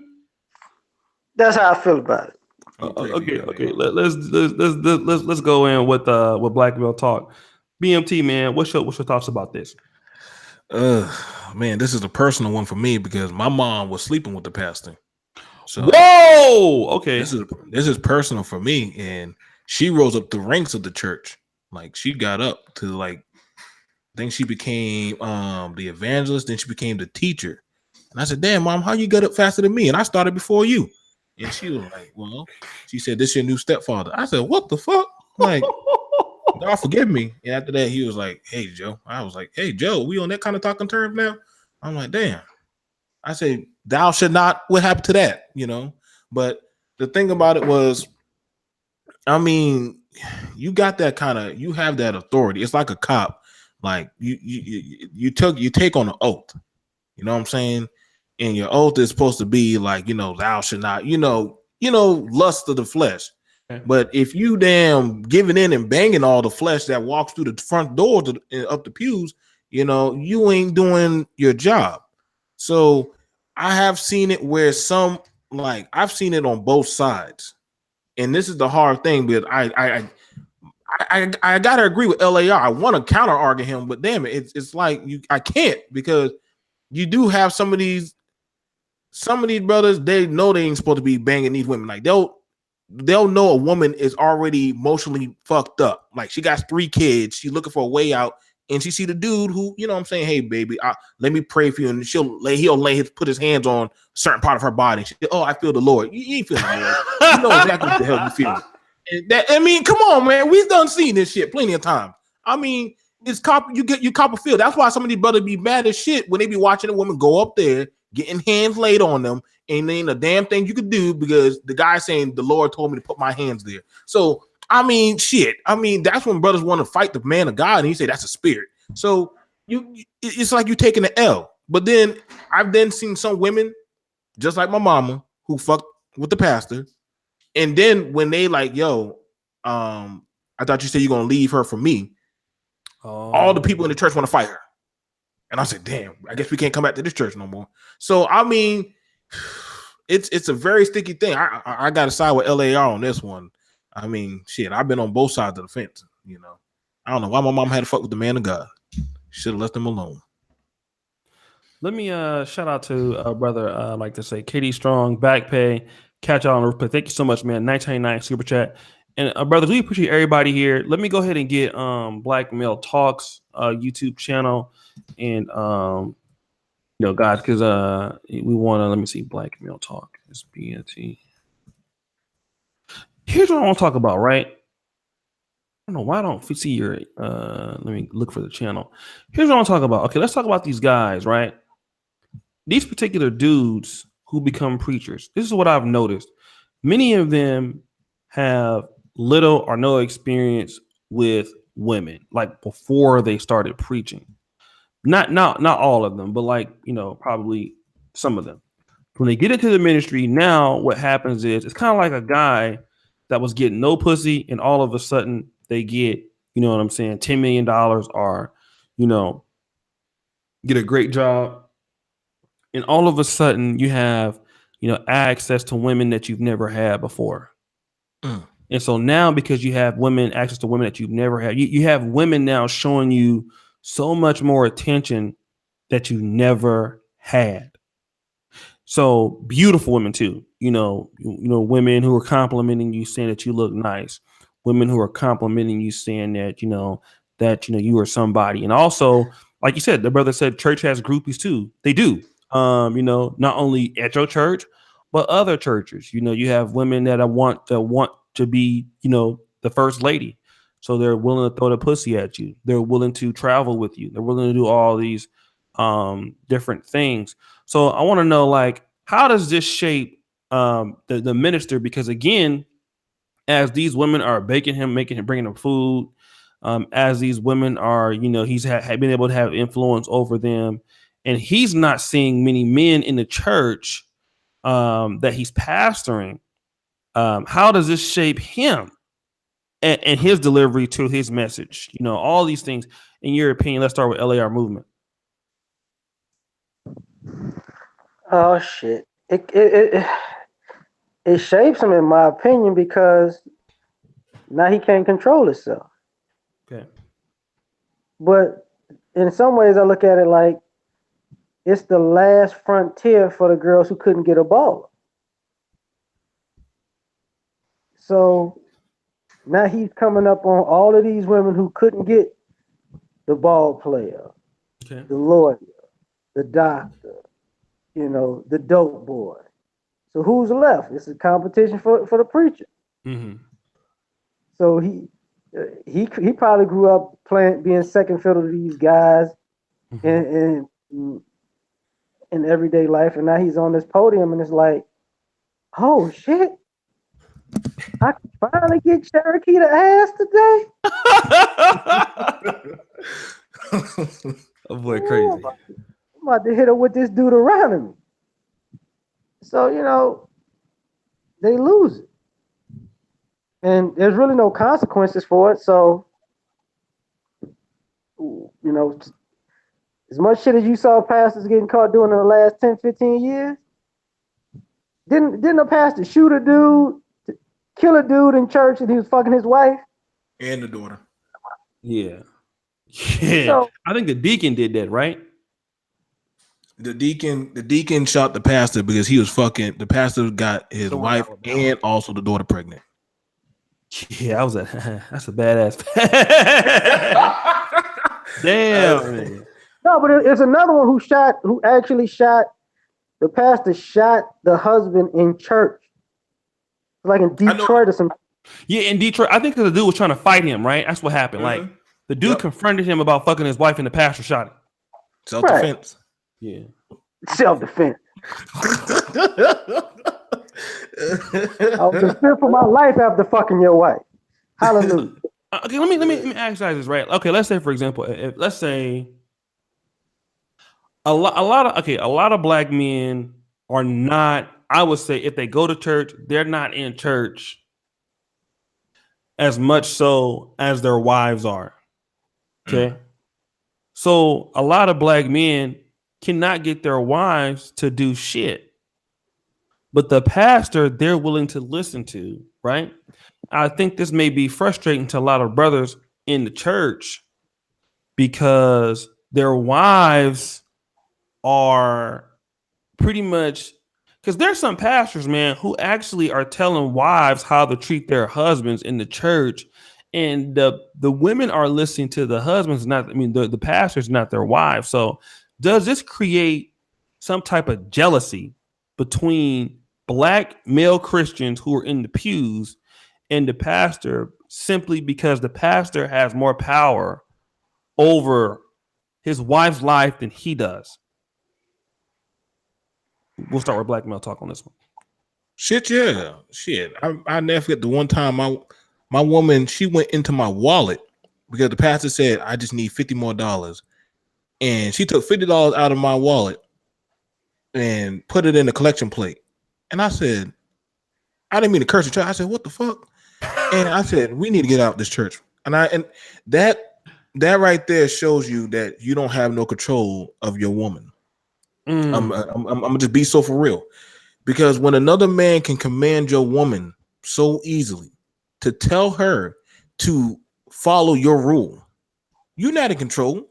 You just he was just renting your damn woman to you, like, hey, you know what I'm saying? And then y'all seen pastors tell women like, hey, cook me this plate, do this, make sure y'all make sure my suit's iron and wrinkle, and the men just sit there while the pastor is telling your woman what to do. Right. So he literally pimping 5 to 10 to 15 women, and all the dudes are just sitting there. Yep, that's the man of God. Yep, amen. And I was like, God damn, that's true. That's some true power right there. Like when you could tell 15 women in front of their men what the fuck to do, and those dudes don't do nothing but just sit there. I'm like, man. I said, you better stay away from that man. If you got to pray, I'm going up there to pray with you. I don't trust that motherfucker. Fuck him. Like, but that's just how bad it is. And that's why a lot of men, they get jealous because they can't step up as men and control their own household, because you got another man who don't even live in your household, running your household, running your wallet, and also running your woman now. So, whoa, I mean, say that one more time, man, because you're making a good point here. Because we're going to say that all again, Black Male Talk. You got another man running your household, running your wallet, and running your woman. I mean, he's running all three things that you're supposed to be running as a man. He has dominion over it now. So pretty much he is the God of your house, not you. You just renting your woman to him. So he got your wallet, your woman, and goddamn it, shit. Okay. Make me get mad. Hold on, let me just shout out to Kickers. I mean, brothers, I really appreciate you guys, man, with the support, man. Every show this happens on the super chat. Thank you guys. Let me go ahead and shout out my brother JB. That's the second donation. King Demetrius, you know he balling because he a truck driver. Matty Ghost is a Bitcoin guy. Oh shit, you like my avatar? Yes, I do, because we talked a little bit today on email. Mr. Research might critique it because her face ain't pointy enough. LOL. Thank you, brothers, man. Again, for those of you that support us on Patreon, I want to just say one thing. I just did a show with the brother earlier. So we're gonna do an NFL draft party. So here's what we're gonna do. We have Negro Manosphere Awards right now up until Sunday. I'll make a video on that tomorrow. After the Negro Manosphere Awards, for the moderators that love us so much, man, and Josh is a moderator, beat Black Male Talk. Shout out to Freelance Run. We're gonna have the moderator awards for the whole month of May. Shout out to the moderators. After the moderator, and then while the moderator awards are going on, then we're gonna before that we're gonna have the NFL draft party. Okay, so that means we're gonna do a draft show, a pre-draft selection of who we think is going to be the top 31 picks in the NFL draft. Those people who come closest to it, we're gonna do like a little raffle. It doesn't cost any money to play. You just submit your draft picks on the form or online. And whoever gets the most picks right will win $50, right? It's just like one of those things. So we're going to be doing some different things, with the site, different things on the forum.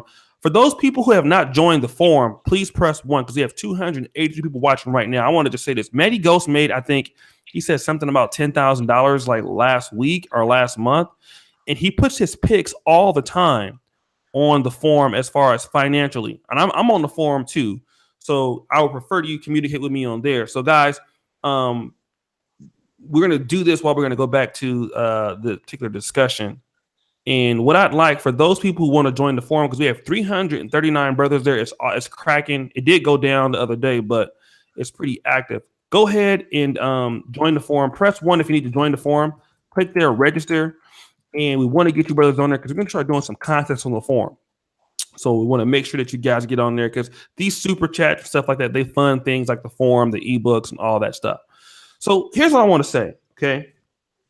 You're talking about black men. I want to get to LArMovement. They cannot control their household because the pastor's controlling their household. Okay, well, why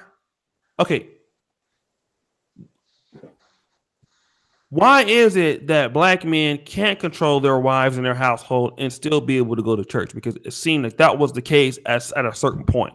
Now, I'm not saying that pastors have not always had influence. They have. We know that.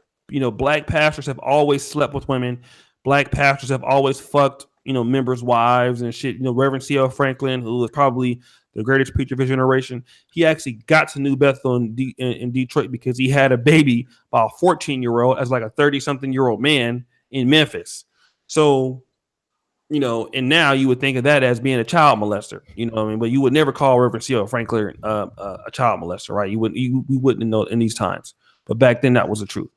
So what I'm saying is this: is it possible that black men cannot have a docile attitude and still be a part of the church outside of just leaving it? In your case, LAR. I don't think so, man.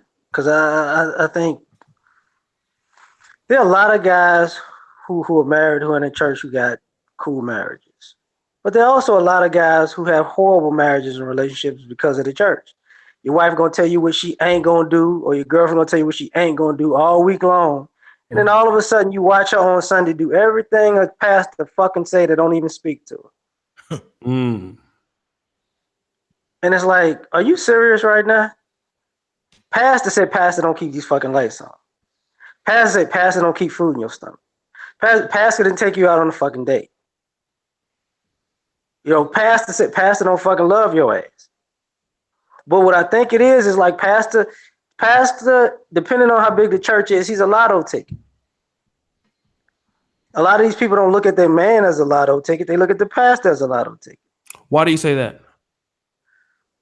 Because if you revere him so much, maybe you get close enough to get some bucks off of him. It's just like meeting a celebrity for a lot of people. Mm-hmm. The church I used to go to years ago, I didn't know, that he was basically going on tour in the summertime. I thought he was off. People in other cities, oh yeah, I know him. He come here every year. I'm like, oh, this is what's going on. This motherfucker's in concert. Mm-hmm.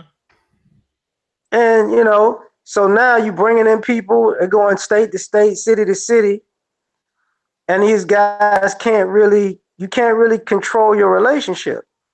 Okay. And it's like, man, fuck these dudes. And then you can't tell these women anything because the pastor know right. Okay, well, the next time you sucking pastor dick and he leave you for the first lady, what the fuck you want from me? Because I've seen too many times where, you follow what the pastor say, you torpedo your relationship, and now you're in the singles ministry. Don't make no fucking sense. Okay, those are some strong points. Here's what I want to talk about at this point. Let me just shout out a few people here on the super chat. The Yeti 90 God is in this chat today. Amen. I had to throw some more in the collection plate. Shout out to you guys. Let me do this before, man. Shout out to those people who are not on the forum. Who's on the forum, right? We got the forum, we got the ebooks for free. The forum is really good. It's a lot of powerful black men on that forum. We have 339 people on there. So guys, if you need to get on the forum, press 1. If you need to get the ebooks and stuff, press 2 in the chat. Get the likes up, brothers. Here's what I want to talk about, right? This is what we'll talk about as far as the simp thing. We have a lot of single mothers in the church. We have a lot of women who are, as some black men would say, undesirable. Like if you look at the choir stand, obesity levels is like, I think if you look at the black community and the downside of it from a black man's perspective, everything that a black man doesn't want is in the church. You have a lot of obese women in the church, especially in the choir stand. You got a lot of single mothers in the choir stand. Okay. You got a lot of how can I say this? You have a lot of alternative lifestyles in the church. They're there now. Sometimes a lot of alternative lifestyle in the pulpit. This is, it's, and here's the thing, right? And it's so bad that everybody knows that the church is the easiest place that a black man can get laid at. And black men are so fed up with the church, they will pass up on the easiest pussy and not even go there. Just to, you know what I mean? And by the way, hold on a second. Sir Tricks a lot. You cannot say that on the stream, okay? So I'm gonna tell you again before we ban you. You know, YouTube is very sensitive about stuff like that. And the chat replays, no, you cannot say that. And if you say it again, you can try to get the channel shut down. So don't say that, or you will be banned from the channel. Okay. So don't fuck around and say something stupid and say, "Can I say that?" when you know you can't say it, nigga. All right. So it's so bad now that where even you can get free pussy in the church and everybody knows that black men still ain't going. Mm-hmm. So are there any positives to going to the black church in your opinion? There got to be at least some. What positives are there for going to church, for brother? There are. There's quite a few. If y'all mind me. One, you can learn discipline. If any, I'm sure some of us who have been in the church, you learn how to organize, like run a different type of functions. I learned how to dress properly. I know you couldn't go to church unless you had to look decent, somewhat, or like especially when I was an usher, I was a drum player. I had to dress like I fit the part. You know what I'm saying? Not like how they do now with I don't know, they be in like rock concerts or some shit. But you had to have some type of organization. In the time when I was coming up, there were men. The deacons were taking the young boys. They were teaching us how to, hey, come out here and cut the church grass or do this and do that. So they were keeping us gainfully employed, and they were also paying us. Different things. I can't say the black church is all bad, because a lot of structural things that a lot of single parent households, especially for kids, we learned in the church. We learned about, organization. We learned about unity. When you get enough of us together, we can do stuff. Yes. I think when it came to there was certain disciplines. Everybody knew when prayer time came, everybody needed to shut up. Don't open up the doors. If you got to be somewhere, be where you got to be before the pastor preaches. It was certain things as kids that, you can't say that about God. Be quiet. We had certain studies and stuff. So the black church, in some ways, especially for a lot of single parent households, sometimes it was the best thing for a lot of kids out there. It's something that gave us something to do, something to strive for. Girls, they went to the choir to sing, and they, built confidence. Boys, when they doing things in the church and getting some type of power, handing out the fans or stuff like that, it gave us a sense of dignity and respect in our community and stuff. So, I mean, it has its perks. I won't say the church is bad, because I grew up as a church boy, and I got a lot of the stuff I learned today did come from the church, as well as some of us who have been in the church. So, Let me do some shout outs. Both my play uncles, play uncle freelance Dr. Ronan, on the way home in O'Shea roasting crooked ass preachers. Man, I ain't even going in. Mack City, you welcome to come in, bro. Just tell me I can send you the link. Shout out to D Darrell, good topic, fellas, man. Uncle D Darrell, he used to have a 15-piece suit on, man, but he didn't basically. Okay, hold on, Mack City want to get on. So, guys, that's my part of my YouTube family and shit. So that's my. I told you the other day I was watching some porno, man, about a month ago, and I was trying to get my jack off on, and X videos recommended me some of his shit. I said, man, I'm gonna go to church. Fuck that. I can't even get my jack off on. Y'all know that nigga do porn, right? It's a nasty nigga. But what would Jesus do? So I'm sending it to Mack City. So here's what I want to say. This is true, right? I mean, if we think about the black church, I haven't been involved in it now. But what I can say, somebody did make the case of the church is connected. There are connections in the church. This is true. The black church is its own world. I know for a fact, like when I was coming up, I couldn't even play with other kids unless their parents went to church. I mean, church dictated who I could hang out with. You know what I mean?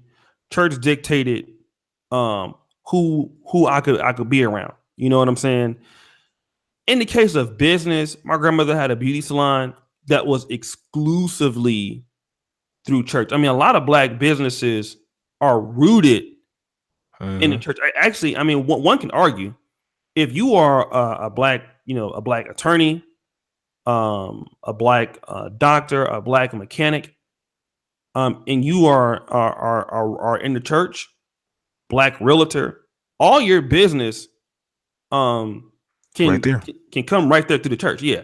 So I mean, in terms of those things, I mean, it's really almost if you are a black business and you're not involved in the church,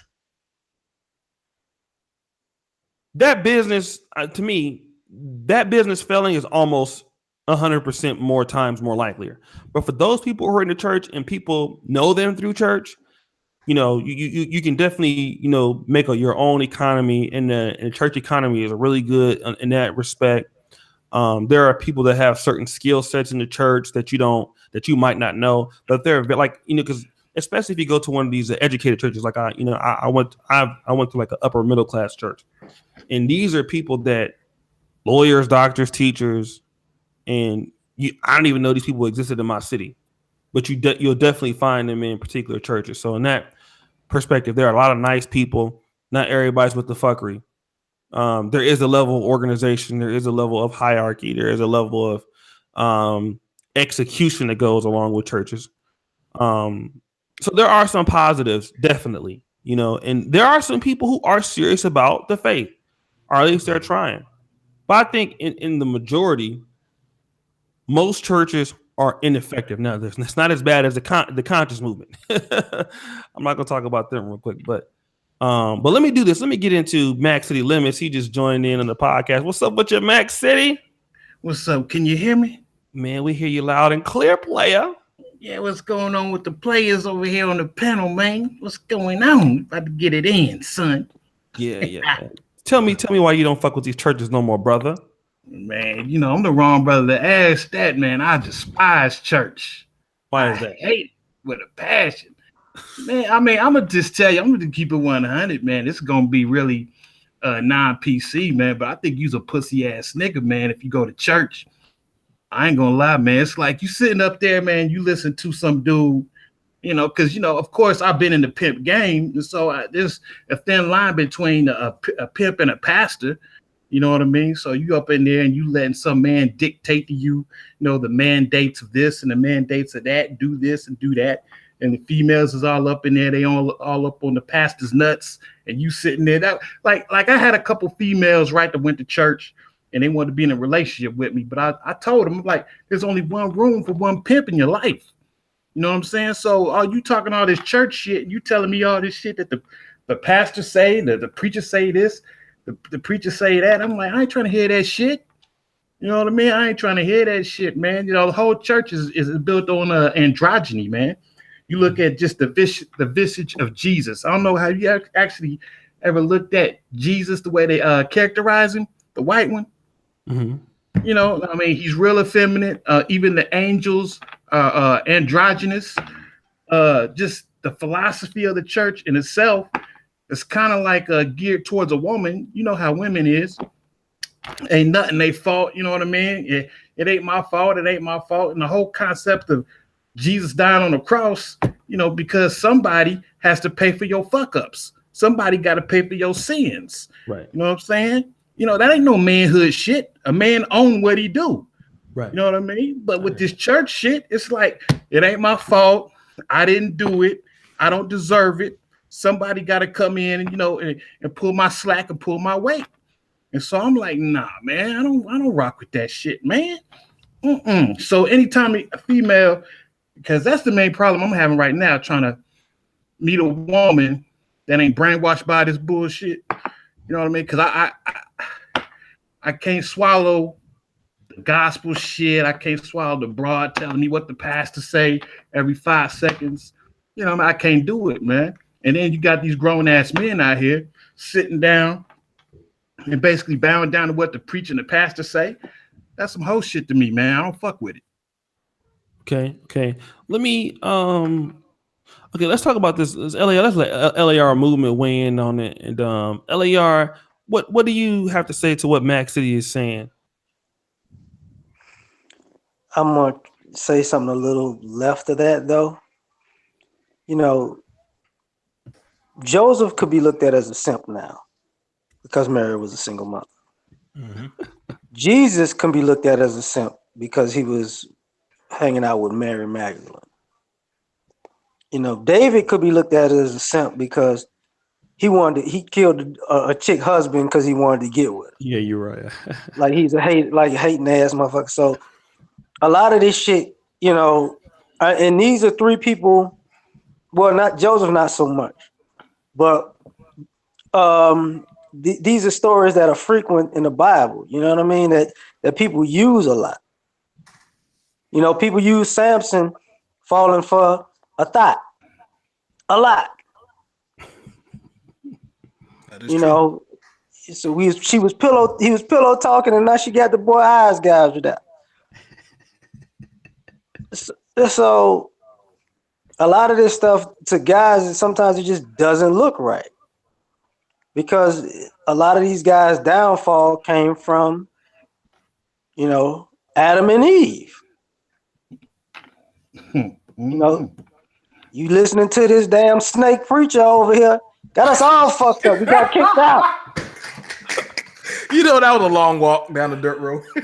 Oh shit. I mean, when guys start putting two and two together, it's like, damn, this is not what I'm signing up for. Like, I don't want to be used and abused and die for this shit. You know? Yeah, can I weigh in on that? Yeah, go ahead, man. Oh, yeah, man. And you know, going back to Adam and Eve, I touched on this in the past, man. But just the very archetype, man. When you looking at Adam and you looking at the serpent, right? And you look at, you know, how Eve behaved, you look at who she listened to in the garden, right? You can basically say that Lucifer was like the dirty Dick Rodney. He was like the thug nigga, you know what I'm saying? He was whispering in her ear, basically telling her to break the rules. And you know what I mean? It's going to be all good. It don't matter what you do. Just listen to me. You're going to be all right. You know what I'm saying? But the straight lace dude, the good guy, Adam, she basically shit on him. You know what I mean? She was just basically, nah, I'm going to listen to this negative, this bad influence over here. You know what I mean? I'm going to listen to this nigga that's been incarcerated. You feel me? And I'm going to rock with what he said. You know what I mean? So, you know, that's a weird ass lesson right there, man. How women basically, you know, they gravitate towards evil and, you know, and they basically shit on the dude that's following the rules and he trying to like basically be the good dude. You know what I mean? So it's a weird situation, man, when you're looking at that, how that plays out biblically in Genesis, man. Let me ask. Let me see. I think it's Black Male Talk. Okay. All right. We all know that like 80% or more of Black Americans, they consider themselves to be Christian. Mm-hmm. So we know that the Black community is ran by a matriarchy, if you will. My question is, can Black men, do they have any chance of becoming dominant in the community without the support of the Black church? You do understand what I'm saying? Because even the politicians know that they need to infiltrate the church to do anything in Black America, even if that's keeping Black people behind, keeping Black people Democrat, keeping Black people stupid. They know that you have to do this through the church. So can Black men as a group, as a community, rise up without the affiliation of Black churches?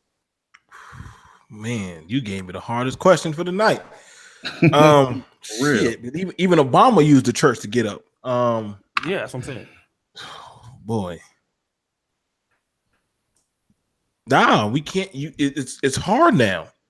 And here's the reason why. Because the Black community is built, it's pretty much, it's like it's engraved into the community. It's engraved into all of it. Either you in the church or you're not. Either you're gonna be the nigga who said, I'm not gonna swallow the pill, or I am. Okay. So if you truly want that influential of power and that networking, be prepared for the biggest fight of your life. You're gonna have to be like Mack and just say, fuck it. Either you with me or fuck with them. Don't fuck with me. And shouts out to David Carroll, but that motherfucker woke me up for some crazy shit. You fighting against buffoonery. Okay. You really are. Damn it, I'm sorry. Think like him. It's a hard fight for any brother who's not in the church anymore, and you rising up in the Black community. they're gonna want to know where your allegiance is. And if you say I don't mess with the black church, I guess nowadays it's 2018 and the way how the church is looked at now, but we're getting caught up in so much shit. Yeah, you can do it now. You can honestly do it. I know I sound contradictory, but honestly, you can do it now because the church has been caught up with so much. The church get caught up in so much damn fuckery. It's like the church is a new scam.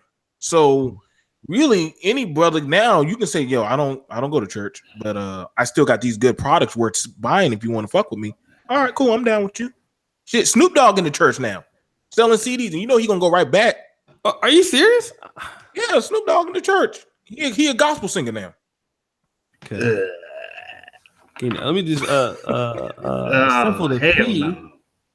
He's I just got him a link. He gonna be coming on. So we got two pimps, a nigga with a broke arm, and a simp, which is me, and black male talk. All right, it's gonna be an interesting discussion. Here's my I'm waiting on Sinful to come on also. Here's my take. So white Jesus is not manly compared to Jesus to an automobile. A muscle car is masculine, and SUV or pickup truck. White Jesus is like a Honda Accord. Okay, here's what I want to talk about is this. Thank you so much for the donation, brother. Nigga with a Buick. Okay, I think here's the problem that a lot of black men have, right? When it comes to accountability, like black men, for example, you mentioned David Carroll. David Carroll is a good place to start. David Carroll is one of the most, I would say, loved black male YouTubers in black YouTube. Most of David Carroll's messages is destroying niggas. I mean, like what he says is right, but I mean, like some of the things that David Carroll says, man, is like, did he say that? I'm just like, if you hear some of his rabbit hole videos, you monkeys, I mean, like, bruh, like the nigga be going in. And I mean, like, if you think about what David Carroll says, I've heard David Carroll talk worse than the black men that I've even heard any white supremacist say. I'm like, when David Carroll goes in, I think it's from a good place. So I don't think that it's from a place of it's a tough love approach. I understand that. But if you listen to David Carroll, where's the black female analog of a David Carroll?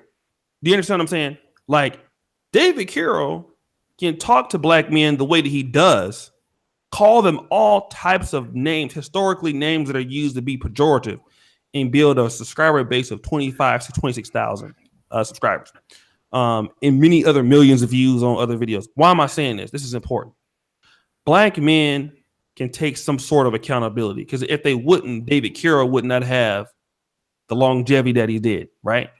There is not a black female YouTuber like David Carroll. If she is, where is she at? Because there would be no way she would survive on black YouTube talking to black women like David Carroll talks to black men. I think the problem with a lot of black men have, a lot of black women in church, is the fact that if the preacher messes up or steals some money or does anything, if you talk about this particular guy, what are they going to tell you? Touch not thou my anointed. They're going to tell you, the only God can judge him. They will make up all these excuses. Now I'll give you an example of what I'm talking about. China Fox, who made, the video about Stephen Clark. Then she got caught up in almost something similar. All these same women come out and defending her. Oh, that was in 2011. It's the same thing with these preachers. I think a lot of black men are like, wait a minute. You can, wait a minute. You're defending this guy. It's obvious the guy has stolen money. He going to jail for 3 years for this. Like, what was the guy from the National Baptist Convention? This dude, National Baptist Convention. I'll get Sinful The P. This nigga out of Florida. He stole, like, he's a hooper, man. What's his name? The nigga name was Reverend Henry Lyons. You guys remember him? Yeah. Reverend Henry, always preaching the black suit and the white. He's he with the Morehouse. He's a traditional hooper. So let me tell you what happened with Henry Lyons. Henry Lyons was, at this particular time, president of the National Baptist Association. There had been some churches in the South that had been burned and bombed. And they gave National Baptist Association some money to rebuild these black churches. What did Reverend Henry Lyons do? He went and built his mistress a house. What did she do? The bitch went and burnt down the house. His wife. He go to jail. His wife go to jail. The nigga goes to jail. When the nigga got picked up out of prison, they brought the nigga a robe, drove him straight to the church. The nigga went and turned it out, hooped all over the church. Then the nigga ran for the National Baptist Presidential again, almost won. Now he's preaching still in Florida, you know, as a minister. Same thing, Jesse Jackson had a baby. So the thing about a black man, they have a problem with this. Like, you know, you want to hold us to a certain standard that you're not holding this preacher to. He can do whatever the fuck he wants to do. You telling us, I mean, even the Nation of Islam. The Nation of Islam tells black men, you need to stand up for your community. You need to be a better man and not have these women out in the street. When Elijah Muhammad, I mean, hello, we already know that story. So you asking us to do something that you're not willing to do. I think that's a problem a lot of like black men have with you want to hold us to a certain accountability, but you want to excuse your leaders for whatever drama they get in. But let my man Sinful The P rock because he did got that nice you know, I'm about to steal that sweater, man, in that tie, man, because you know you're looking too luscious with that on Look right now. Play, nigga. I'm gonna need. I ain't no homosexuality over here. I'm just saying it's looking nice. Man. I ain't trying to be funny. I ain't trying to follow your Snapchat or your Instagram or nothing like that. You know, that's a luscious outfit you got on, player. Yeah, blessings to everybody and everybody on the platform. What's going on with it? What up? What up? What's up, brother? Yeah, I'm just coming in. I didn't get the opportunity to hear everything prior to me came. I came for a little bit, and then this big head, handsome bitch had called me, and due to the fact of her calling me, I had to preside over her big head ass, and so now I could be blessed and bring my goofy ass in this conversation. Shouts out to everybody. Blessings to everybody, though. You know. Hello. That's what's up. Yeah. The outfit was less. It's not here. Y'all stop trying to make me. Now I will kick you out this chat. Let me ask you something, P, because you was in the church. Let's talk about that, man. You know, because you know a lot of black men is out here right now and shit with this situation. How do you feel about these brothers, man? You know, feeling in the way they feel, like a lot of black men not going to church. Are they wrong or right? I mean, what's your taking on it? I would say that, you know, most congregations is not even conveying any beneficial information pertaining to, you know, salvation, and which, you know, at one time, you know, that was really the main objective, was to convey messages of deliverance. So souls can be liberated, souls can be saved. But due to the fact that most of the ministers that's behind the pulpit is the embodiment of bullshit, that is the reason why, you know, messages of deliverance are not being conveyed. The doctrine of holiness is not being taught. And basically you have a bunch of con artists who have memorized biblical information and using this biblical information deceitfully to break the people for the currency that they have that attend church. So, you know, as long as you got a nice choir, if you got a choir, if you got a decent organist, if you got a brother that got a natural first soprano, that can hit Karen Clark Sheard notes and do Vanessa Bell Armstrong runs, and you can preach a little bit, you know what I mean, and not so much preach good as far as the word is concerned, but you can hoop good and you got a decent choir behind you, you're going to have a decent amount of M&Ms, money and members. So, you know, the church now is a concert hall. It's an entertainment center. It's a business. It's not for the people. It's just to generate money. And when I say that, I don't speak for every congregation, but I will say, you know, no matter what the denomination is, majority of the representation within the denominations today as a whole, it's pretty much a business. It's for money. It's for filthy lucre's sake. It's for, you know what I mean, people to, you know, generate so I can live good. I'm going to use this biblical information to deceive and make you guys believe in this white Jesus. And if your dumb ass, is willing to allow me to charm and disarm you with this religious information, you know what I mean? And that's on you, because most black people want a sensationalism. So if you can give them a message full of emotionalism to make them feel good, they don't give a damn about whether it's real or not. The feeling that I feel, is real. Me speaking in tongues as Casper the Friendly Ghost, is real. Shit, I've been working at my goddamn job, all week long. So, now that I done came up in church and you got me feeling good, I was feeling suicidal at work. And now you able to tell me about all of these characters in this book, about all of these stories, and you can give me a meaningful message within these stories of these people I don't know or heard of. But hell, I feel good now. You know what I mean? I was feeling messed up and ready to fuck everybody up because of the job that I had.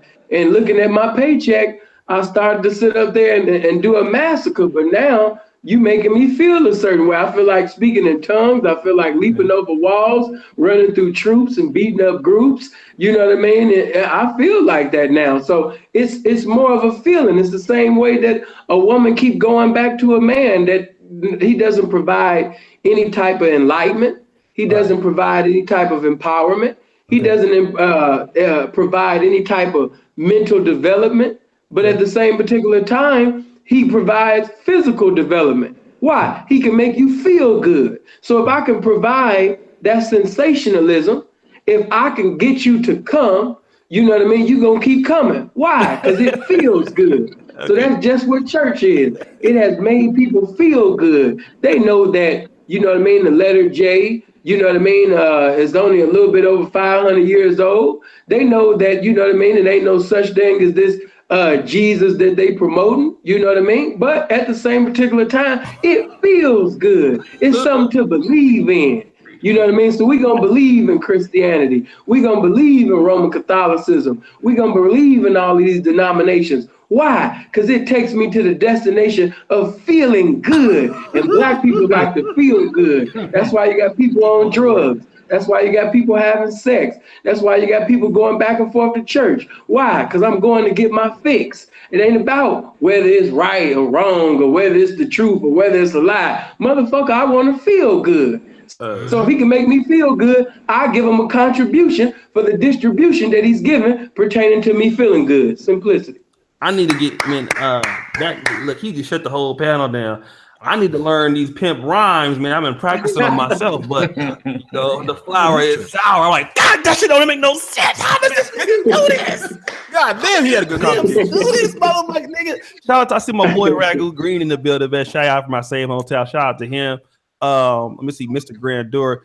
Shout out to you. JB says, I have an aunt who is 50 years old, and last of all of a sudden, she just learned how to speak in tongues. I'm trying to learn how to do this pimp rhyme, nigga. When I learn how to do this shit, I promise you, nigga, I'm just, I don't know, but the flour is not sour, but that's all I got. But let me ask you something before you go to Mack City, though. Okay, here's the thing, too, right? Like, from a black male perspective, and I know, like, you know, my channels deal with just nothing but pretty much like black male issues and stuff, and sometimes they can correlate because we both grew up in church. But I think a lot of things that the black men they like with a lot of preachers. Let's say Bishop G.E. Patterson. For those who remember, anybody on the panel remember Bishop G.E. Patterson? Oh yeah. Okay. Bishop G.E. Patterson.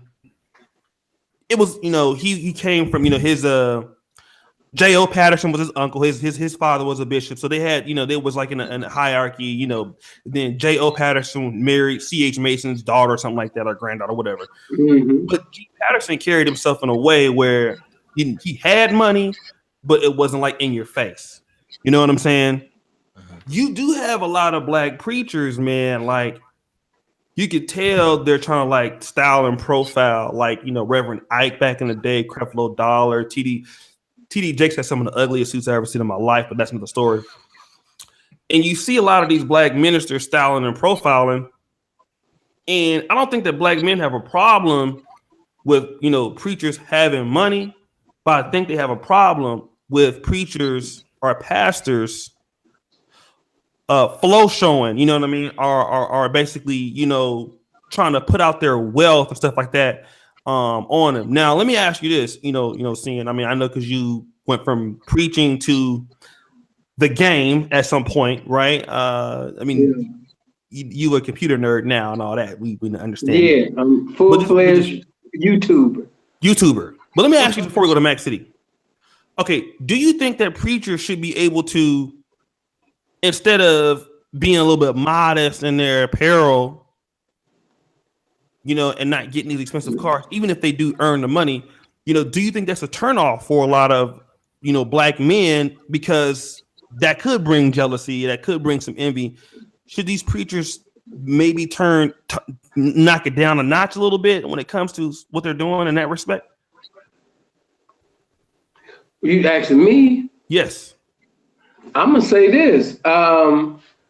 It depends. Most likely, if your church is in an urban community, I'm in the ghetto. You know what I mean, and I'm in the hood, and I don't have anything. My friends don't have anything. You know what I mean? And when I come to church, you know, I'm constantly seeing my mama break herself to you. You know, give the earnings of her overtime to you.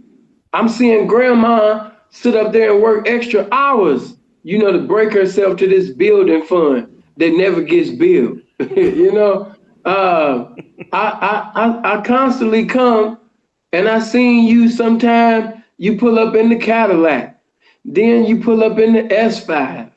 Then after pulling in the S5, you know what I mean, you'll slide up in the Bentley or not.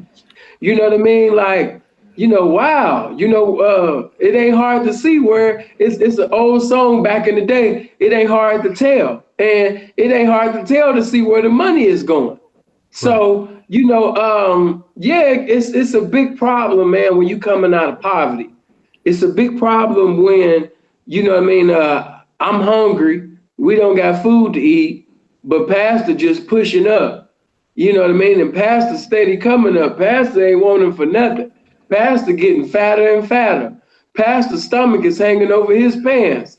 Pastor stay jewed up. Pastor, you understand me, cufflinks is full of diamonds. You know what I'm saying? And when we go home, you know, mama just killed a mouse in the house. You know what I mean? This is a problem.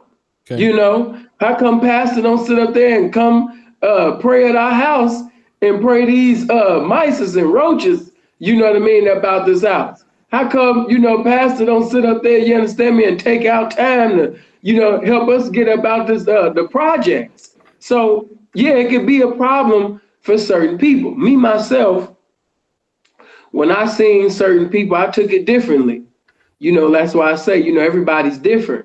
Okay. You know, instead of me looking at things like that, you know, I seen all of the men who was really having money in Chicago was pretty much niggas with mouthpieces, niggas with minds. You know, the strong controlled the weak, but the wise controlled the strong. So when I was basically in the streets, I would see different people in different organizations, different mobs that was running things. Yeah, they had a little muscle, but it was really mostly because they were more sharper than the individuals that they were presiding over. When I would go to church, I'm seeing people listen to this guy and people listen to this man and people listen to that man behind the pulpit. You know what I mean? Just like the old saying goes in the street, conversation rule the nation. So, you know, no matter what the occupation is, denomination is, you know, it was the conversation that was drawing in the accumulation. So I was like, man, I need to study. I need to read. I need to, I don't need to be, you know what I mean, sitting over there, you know what I mean, trying to be the big bad wolf. You know what I mean? I need to gain more knowledge and wisdom how to preside over the big bad wolves, because the mind is the control center of everything. And church gave me that game. You know, a lot of people, when they say, you know, man, you should go to, man, take your ass back to church, as if basically street events don't transpire in church. Anybody that's really come out of church, it's events that happen in church that prepare your ass for the streets. So You know what I mean? You got rapes that occur in the church, molestation that occur in the church, incest occurring in the church, fornication occurring in the church, adultery. I mean, the streets is in the church. So, you know what I mean? It's pretty much preparing you, you know what I mean, to go out there to the streets. So, you know what I mean? Man, there's so much. Getting back to what you was pretty much saying, because you know how I am. It could be a problem. It would definitely be a great problem because, like I said, when I go back home, I'm fucked up. My mama fucked up. Grandmama fucked up. Enemies fucked up. Friends fucked up. I'm in an environment, nigga, where there's no development around here. But when we come to church, you know, pastor just having it his way. You know what I mean? So yeah, it could definitely be, you know what I mean, a great problem. Hold on. Let me just a shout out to now. You broke up with some other conversations. I'm gonna go to Mack City. Wolford J. West. Helios Biblios is Greek for some book, Holy Bible. Thank you so much, Eric the P. Adding this to the collection plate. Safe travels of Hungary. Yeah, man. Budapest. Look, I'm gonna end up there, man. Unfortunately, I couldn't get the Kenya on, man. But Budapest is a dope city. If you ever stop through there, man, I'll be there for like 7 days. So it's a cool city. Let me go to Mack City. All right, Mack, let me ask you this, right? Because we've been talking about, you know, the money, right? Pastors in black churches, they make a lot of money. Well, not a lot, depending on the membership, right? Okay. Could black churches win black men to a certain degree if they do certain things? You think? What? I mean, even if for those people who don't believe in God per se. But could black churches win the respect of black men to a certain degree by doing certain things, in your opinion? And whatever else you wanted to weigh in on too, just, you know, yeah. I know you didn't talk for a long time. So yeah, I think the church already has black man respect. I mean, it's a situation when you're looking at these mega churches. I mean, it's not just women in these mega churches. There's a whole bunch of men in them churches too, man. Black folks are all about style over substance. They're all about the flash. And I say that if they weren't suited and booted and they weren't riding up in the caddies and the Lexuses and whatnot, I don't think black folks would really listen to what the pastor has to say. So wait, stop right there. You know what? Muhammad Ali said the same thing about why he drives a Cadillac to the Nation of Islam mosque. I remember him saying something about that. Say that again. That's important. Let's say that again. Well, basically, you know, as long as they have the flash and they got the cash and they basically, you know, using the fronts and the clout, you know, that's bringing the black folks in, you know, because everybody wants to be associated with a winner. Everybody wants to win. So if you got a cat that's actually so-called doing the Jesus thing where he's shunning worldly possessions and he's all about really the people and he's not about material things, I don't think he would get any sort of play in the black community at all. That's true. You know, because, you know, black folks, you know, they want to see the flash and the cash. You know, they want to be associated with a winner. They want to win. You know what I mean? So, and let's go back to what you was talking about, David Carroll. And, you know, we talking about man or manhood. And I'm saying to myself, like we was talking about David Carroll, and he was like talking about calling men monkeys and coons and shines and whatnot. Now, if you're a real man, that don't hurt your feelings. You know what I mean? Because you know what he's trying to do. He's trying to tear you down so he can build you back up. Same thing that happened to me in the military. When a drill sergeant was in my face, yelling at me, cussing at me, and belittling me, I knew what that was. You know what I mean? But you have a lot of men today that's basically packed up in these mega churches that don't really understand what manhood is. And I'm basically stating that the whole concept of Christianity, it's all centered around feminism. It's all about, like I said, shunning your responsibilities, blaming the next man, not owning up to your mistakes that you've made, because Jesus paid the price. And I'm gonna keep coming back to that because basically this is the archetype. This is what black folks really grasp onto. Because just like the females that I used to be in charge of, man, it was like the females that was the most raunchiest, the most down skullduggeryest ones was always in the church, man, was always at every Sunday, man, because basically they gotta they gotta get their sins washed away because of that shit that they did in the name of that money, you know what I mean, a couple nights ago. You feel me? So it ain't about actually learning anything. It ain't about actually upgrading your soul or your moral standards or whatever. Just like Sinful was saying, they got to feel good about what they doing, about their lifestyle. You know what I mean? And I'm just saying that black folks in the church already has black men's respect. Okay. You know what I mean? It's a minority of men that ain't rocking with it like me. You know what I mean? Like I told you, I don't want to hear nothing no female got to say about no pastor. You know what I mean? Because I know what that is. There's only one. There's only room for one Mack and one pimp in my house. And you ain't coming up in here talking about what this nigga say to me. You know what I mean? It ain't happening. So, I think the church already has the formula. I think they got it down pat. I think they know what they're doing. As far as with black folks are concerned, especially black men. No, you dropped some open up the that's true, man. I think about some things you said. Shout out to Paulina Johnson, NBA. You can learn much about the cruelties of this world from being in church, and the upper leadership are the main one who benefit the most. That's absolutely true. Especially when you had a pastor make his wife the assistant pastor, his daughter the minister of music, his son the head of the trustee board. Y'all know how that is. Budapest, O'Shea, ain't no booty in Budapest. I was looking the last time I was there, and it wasn't none of that going down. Another brother donated $2. Let me go ahead and get to that brother, man. Thank you so much. Let me see here. Wolfer J. West. No, not him. He already shot him out already. And this brother was named Nick Morgan. Followed our drop into the bucket. Great info. Let me go to LAR. LAR, man. What did you want to weigh in on this particular part? We'll go to Black Male Talk. Just a few things. One, like I said, I was raised by my grandparents. They used to have that saying that back in my day, the preacher had a job. So now that these guys don't really have a job, you don't respect them as much when you see them flossing. Because what it is in some ways you just taking the Bible and plagiarizing God or Jesus. You're not really creating anything original. You just remixing the same thing people been saying for 2,000 years. So are you really working? Did you come up with this stuff? No. In some ways you regurgitating things that you were told to say at a certain time of year anyways. So people don't look at it as an actual occupation or as a skill. The other thing I was thinking about when you was talking earlier was we talk about lifting the black community. And one of the things about that is to do that, you have to get the black family in order, right? The church is the middleman because the church is where you go to get married. Or they'll give you a yay or nay nowadays where, let's go to counseling and talk about it. Let me see if he good enough for you. And if I say, yeah, it's cool. If I say no, no.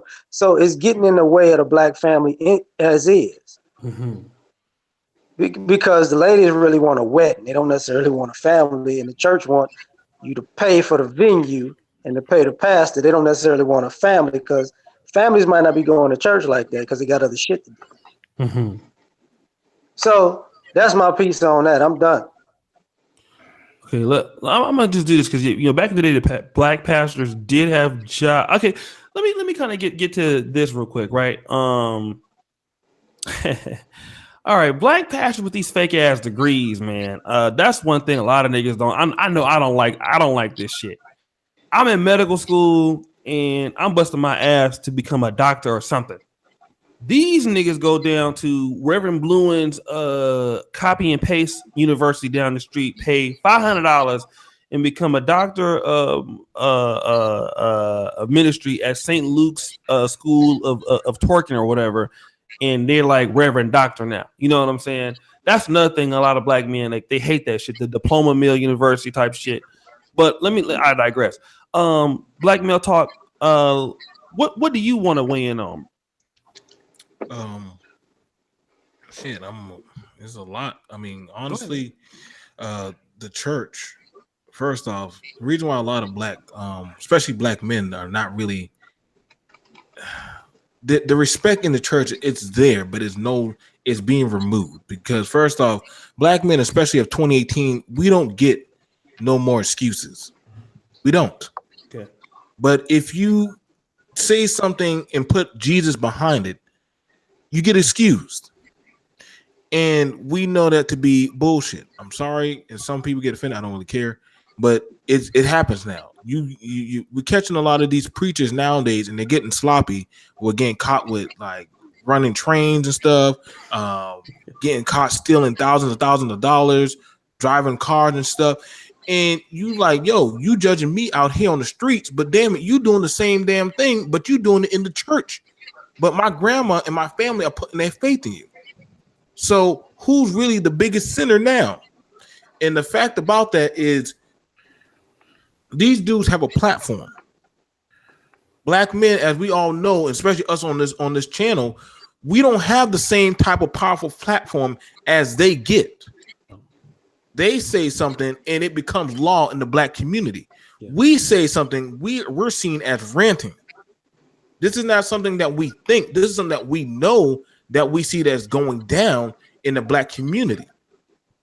This is why now you see where the man is being pushed out of the church, and Sinful P and I and different other brothers like you have seen this. We've been in the church when it was coming up. The men were running it. Now it's the women that are running the church. If you go against the sacred cow and you go against like, yo, I don't agree with us giving the church that much money. Let's take our money down to these brothers who need jobs and put them on. Now you got a fight on your hands because you said something against this one of the sacred cows of the black community. Mm-hmm. And because that, it's like, yo, I'm already out here on my hustle trying to make it. But now you're telling me I have to give into another different type of hustle. But this, see, at least one thing about the Nation of Islam, at least they were putting brothers on when they got out of the bullshit. At least they were trying to put brothers on. Now the church isn't so much doing that. It's just more or less gimme. Not to say there aren't good churches out there, so I don't want people to feel like you can't go to church. But however, I've seen mega churches in neighborhoods that barely can afford a goddamn basketball court. And then you'll be like, what the fuck is up with that?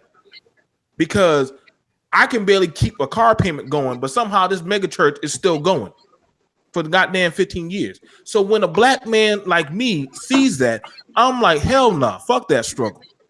Because my struggle should be more relevant than this. You know, the one place where I should be getting salvation. And that's the thing with a lot of black people, why the church is becoming so powerful. Because right now, as black brothers, let's be real. The black community is desperately looking for salvation, looking for something, for a way out.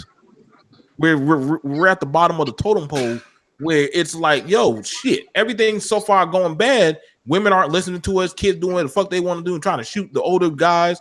It's like, yo, somebody's looking for some type of salvation, and they go to the church to feel good. Like Simple P said, they go to church to feel good. You hear somebody say, hey, man, if you give me $25, you wait till next Friday, the Lord's going to bless you with $1,000. Who don't want to hear that kind of shit? I ain't gonna lie. Listen, I gave the church $800 towards a building, and I ain't never seen that building get built yet.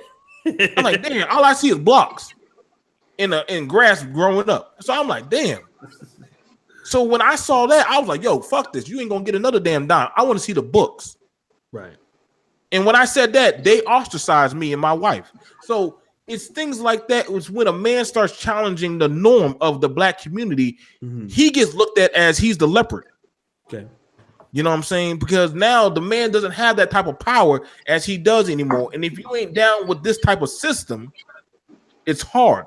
So self-made men as ourselves that are hearing this type of truth, we know that, yo, I got to get out of Sodom. I got to get out of Sodom and Gomorrah. Because until the community starts to change and bend towards the way of how us men see that it should be running, we can't be down with the church. I mean, I'm sorry. It's me. It's the church is now so damn feminine now. You got women, you got gays running. We all thought the keyboard player was gay. Now it's the preacher, the teachers, and also the whole choir now.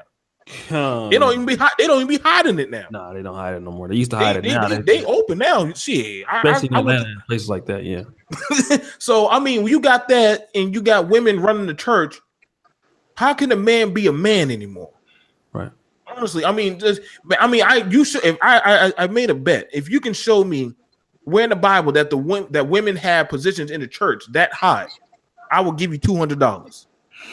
But you ain't gonna find that. But as you first seen, the oldest war in the Bible between Muslims and Christians came from a woman. It came from a woman that told her man Abraham, go ahead and lay with the handmaiden. And guess what? He got her pregnant. Guess what the woman did? She got jealous and kicked her out the camp. And that's how that's how Muslims came. So you can't tell me women haven't been fucking up the Bible since day one, A1. So that's why I get confused when brothers be giving these women like, oh man, she's been ordained by God. Why would God trust that kind of thing with that type of power when you've been messing up his book since the beginning? You had 1 week in the Bible and you messed up. You got everybody kicked out. So then that's the thing about black men. Like, we don't get these type of excuses. We mess up. Everybody blames us like we the scourge of the earth. A preacher get caught doing some foul stuff. Well, the Lord will forgive me. That's something a female would say. Let's be real. A man fuck up, he got to just own that shit. A female get caught, only God can judge me. Preacher get caught, only God can judge me. See, that's that damn feminine shit. I'm sorry. I don't mean to go on a rant, but that's that kind of stuff that be happening. That's why a lot of black men are like, hey, can you believe this bullshit? Like, we just caught him fucking 2 women and also my wife, and y'all gonna forgive him. That's all I gotta say. I ain't mean to get it all hot. No, man. Yeah, I nearly let it out. Okay, let me do this before we get to Sinful The P.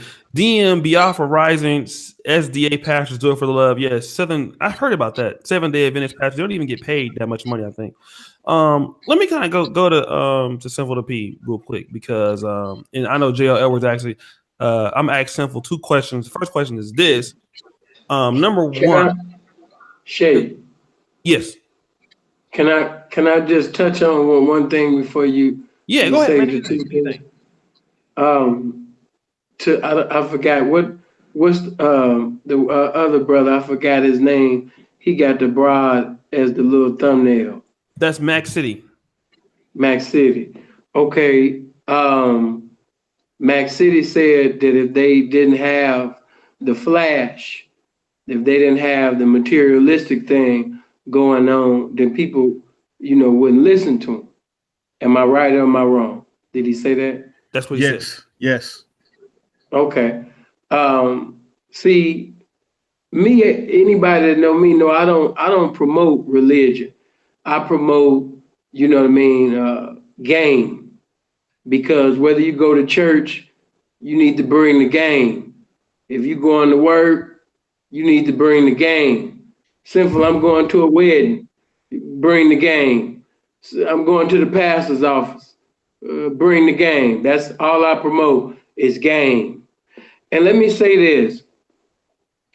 A pimp can knock a hoe, you understand me, whether he has a vehicle, whether he has jewelry, whether he has a suit on. It's not his attire, it's really him. It's his individuality. It's his intellectual capabilities that makes him special and peculiar and not regular and familiar like the rest. So, he has the ministry to be able to speak in the worst circumstance. The pimpin' basically can speak something into existence that's not in existence. The pimpin' could go to a state, that he not even familiar with. No car, no suit, no jewelry, and go to a state that he not familiar with and go there and go knock a bitch. And sit up there and come there holeless and doleless and to leave that state 50 toes deep, 5 holes deep, with no materialistic things. Only thing that he came with was straight game. I said that to say this. The preacher would still be able to teach and reach without a Cadillac, without materialistic things, without the flash. Why? Because he still got the information. What's the information? The game. So even without the materialistic things, the bling, the shine, and things like that, people still gonna gravitate because the minister is still able to communicate with the people. Within that information can give inspiration. That information gives sensationalism. That information can give elevation. So people would still gravitate to this man, even if he didn't have anything that was desirable as far as appearance, as long as he was able to open up his mouth and convey the information with a charismatic and magnetic personality. So I just had to touch on that because there's so many similarities between the minister and the pimpin'.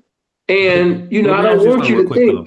Let's be honest though, right? Because I remember I heard the story about when you got out of prison and you had knocked some females in Minnesota, and then you was smiling when you was telling that story. So I know you was. but I'm smiling now.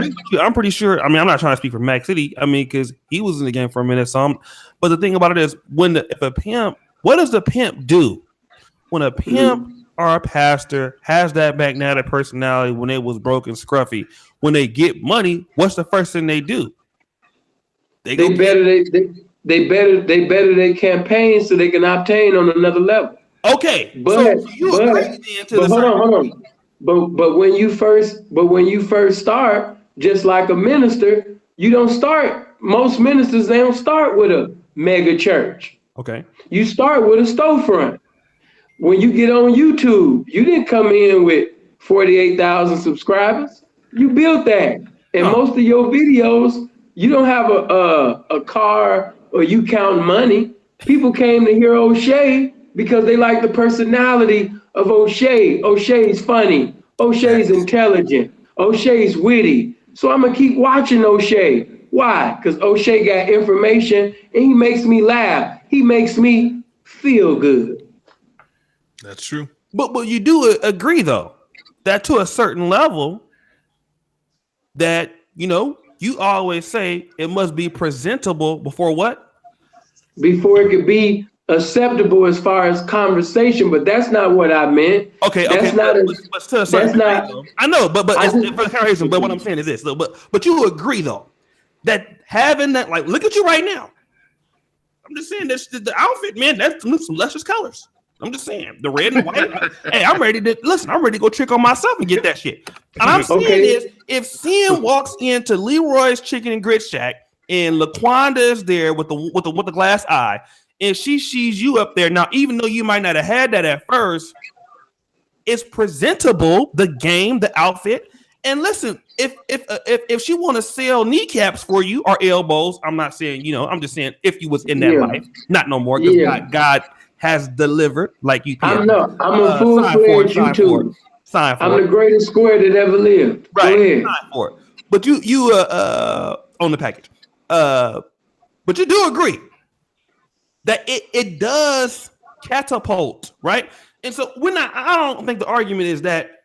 It's not an argument. I just wanted to make sure that the listeners know that it's not a necessity. Okay. It's an accessory. You know what I mean? It's an add-on, but it's not a necessity. Right.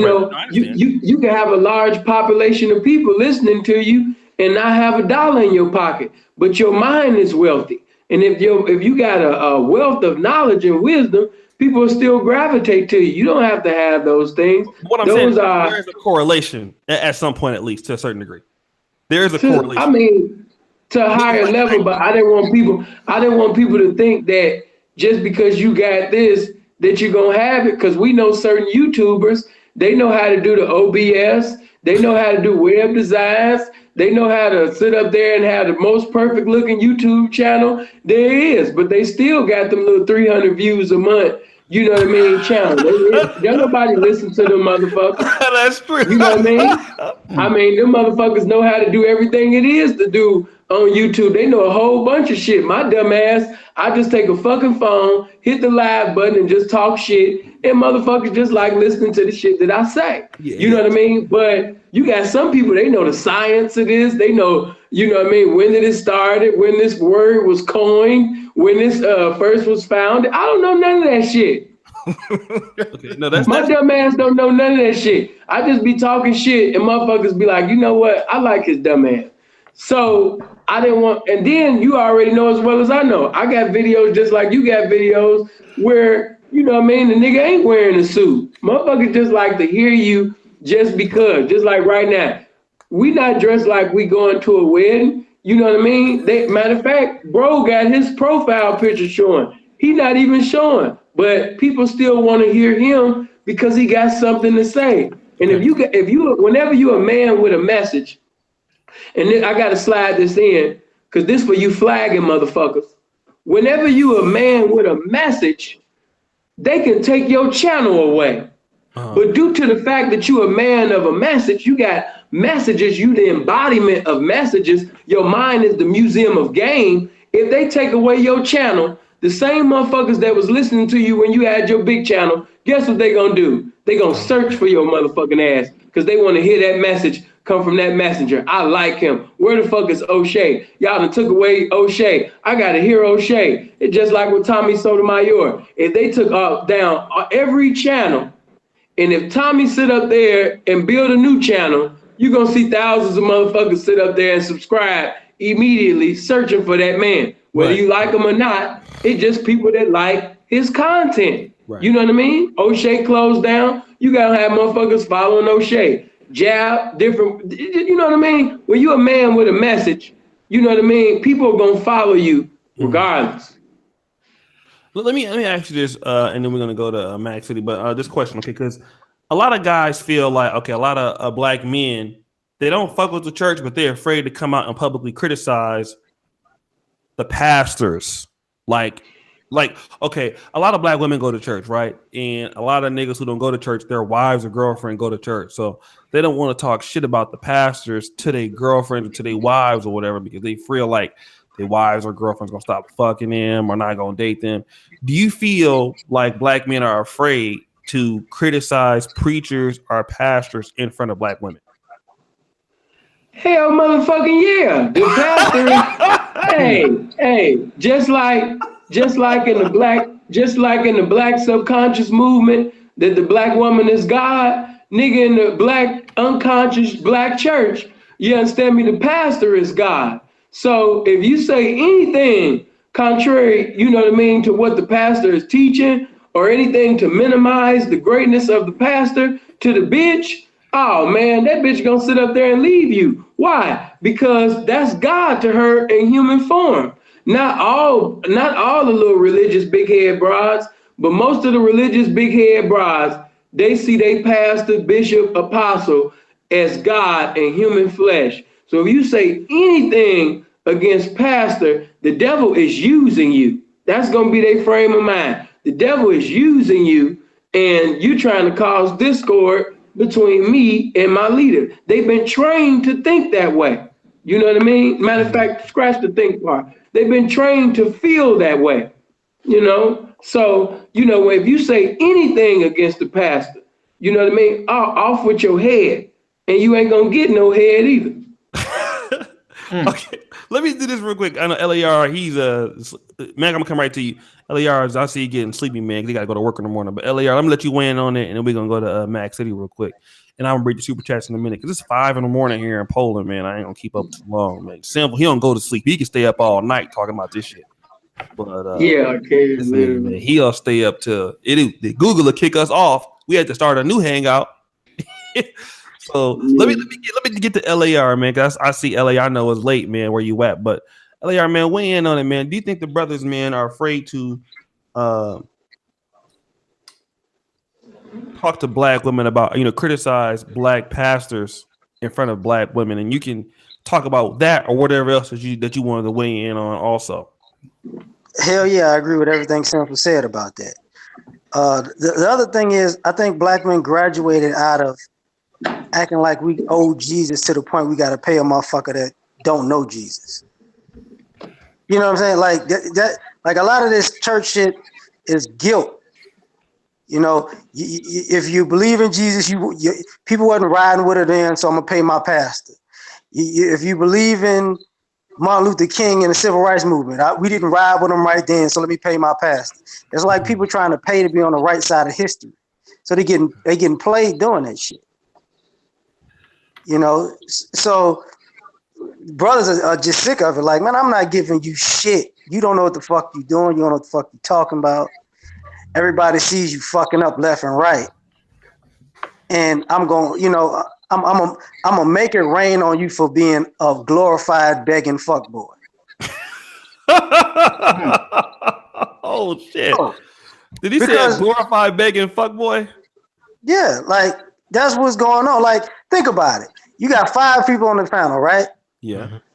Can all 5 of us just walk outside and say, look, all of y'all right now, I need y'all to give me money for the building in front of my motherfucking house. And if y'all don't, y'all ain't shit. I don't think. No. People gonna look at you like you out of your fucking mind.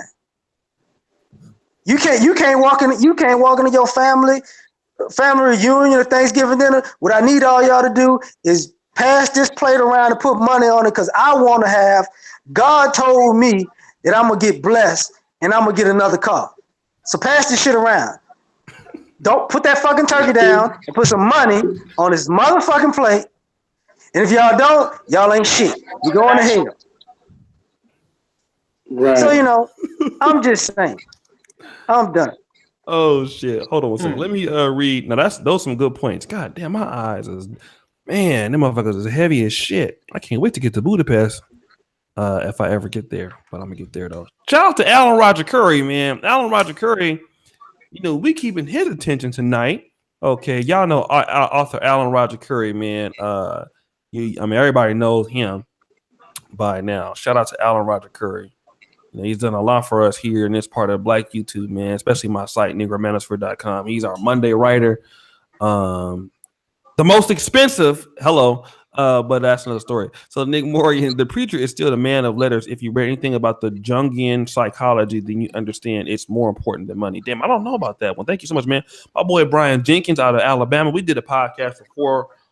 Mega churches exist in impoverished neighborhoods, more so because people follow religion more on a wide scale.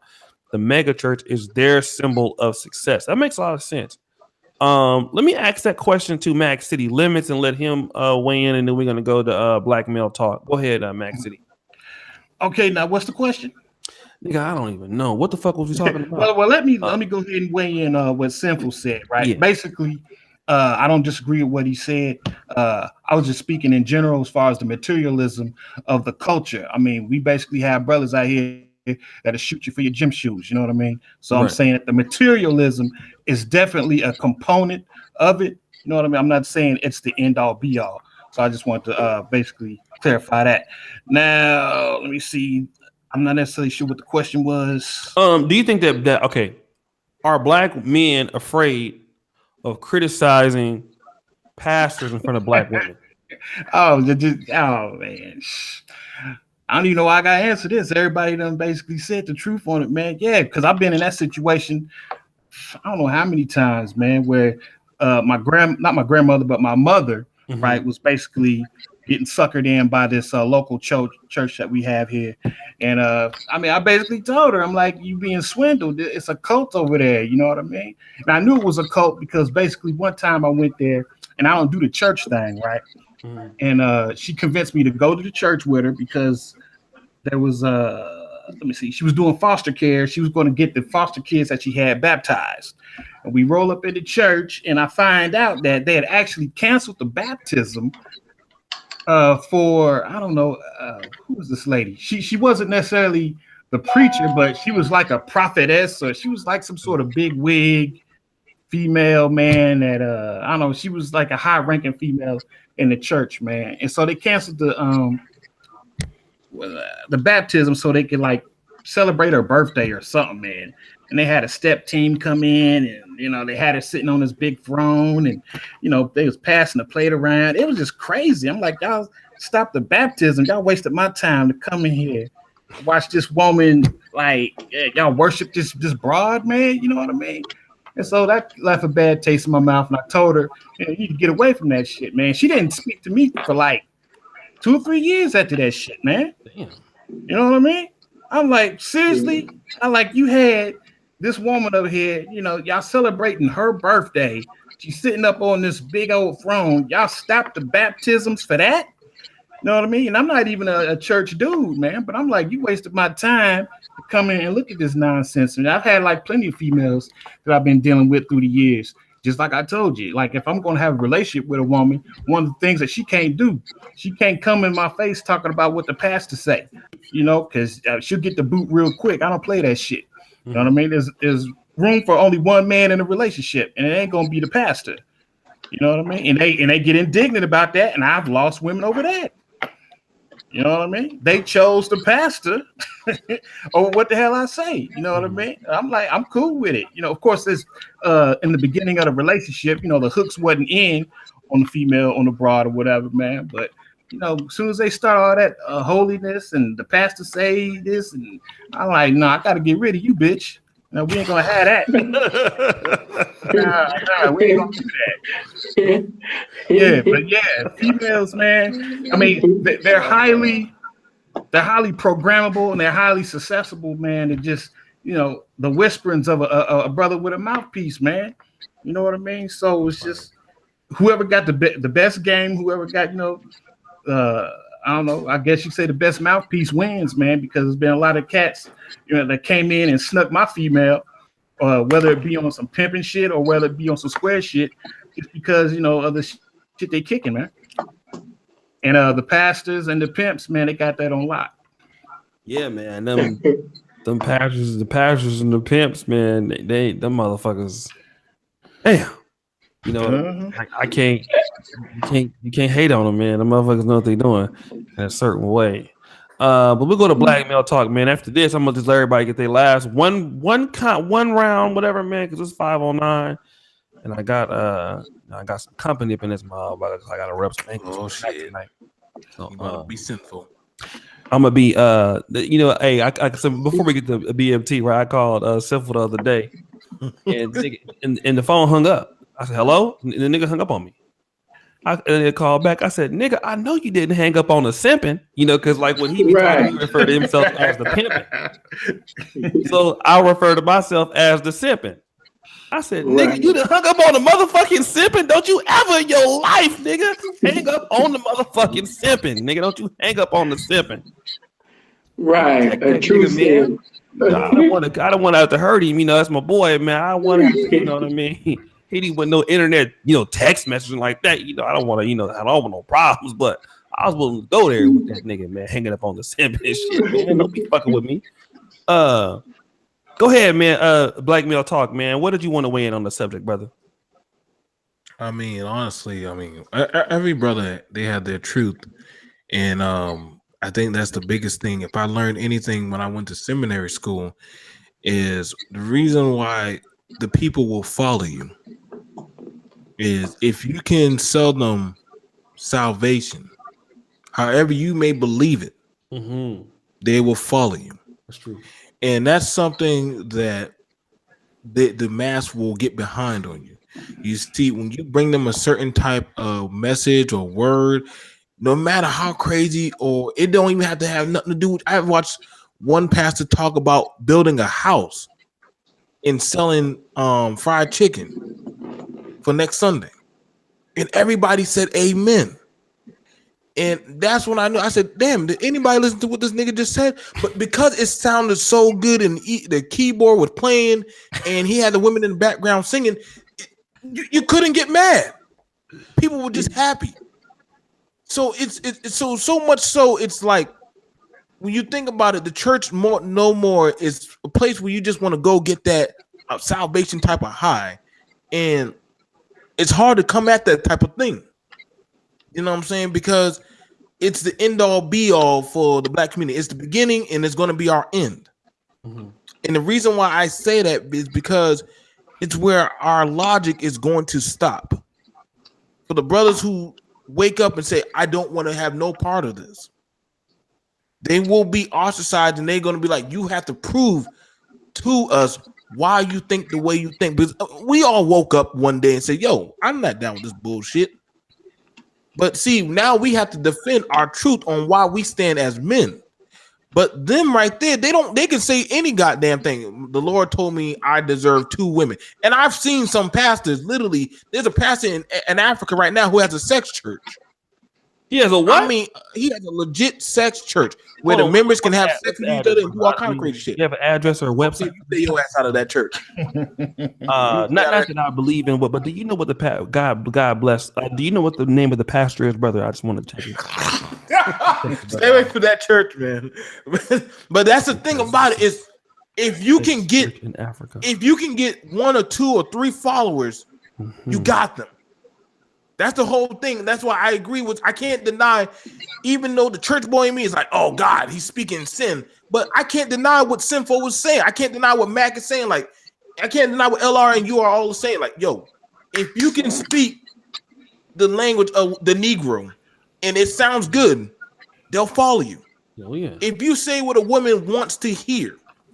See, back then, the old preachers, they didn't say what you wanted to hear. They tell you the truth. Like, yo, you fucked up. You going to hell. See, I miss that old type of preacher. But see, the new preacher, he'll tell you. Oh, yeah. See, the new preacher nowadays, he'll tell you some shit like, listen, you're going to be blessed. I know you suck dick. You're going to be blessed. I know you got 3 kids. You're going to be blessed. I know you fucked up and do crack. I know you're going to be blessed. You see, that's the new dream for the Negro now.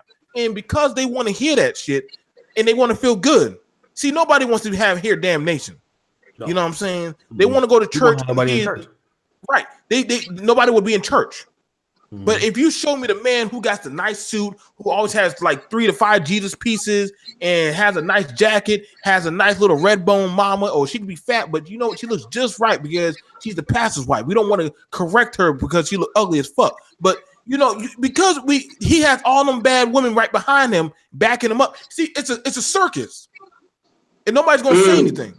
Nobody's gonna say anything about those. See, those kind of things, they can come out now in the church now, and there's no judgment. See, that's why Negroes love the church, because that's the judgment-free zone, and because it's now the new judgment-free zone where you can say whatever you want to say, and I can pimp your woman for you and make her a better woman. See, that's one reason why black men have a hard time being having family in the church, because you are no longer in charge. See, that's the one thing that black men have to understand. We ain't in charge of the community anymore. The church and women are. And because we know that, that's why it's the new competition. It's the new competition, and that's how it is now. It's the simps are now running the church. The simps in the feminism is running the church, not the men. And because it's like that, and they make it sound pretty, and they wear all that crazy rompador shit, you can't compete with them. No, I mean, I can't. So it's like now brothers got to understand, like, yo, man, like, I can't be down with this shit. I can't. I had to do like Mack. Like, yo, I told my woman, like, yo, either you following that man right there, get the hell out my house. And she had to choose. She chose me. Because that man right there, he already had 15 damn bras already. but see, that's the thing about it. A pimp and a preacher are not too different. One is preaching, one is pimping the word of God, and one is pimping their own goddamn game. So when you understand that type of logic, you got to figure out, yo, which one am I going to follow? So that's all I got to say, brothers. All right, man. Listen, nigga, it is 5:15 in the morning. I talked about Jesus all night. I'm tired of you niggas. I'm tired of all of you niggas. Don't want to see you niggas no more. Let me shout out to Super Chats, man. Super Cyan Bardock, $2. Dark Sun Bright $1, $5. E Hardthorn, thank you, brother Patrick. Sound too much like a master to me. So again, yeah, I will be live from Budapest. I guarantee within the next 48 hours. Finally, because I had to wait, my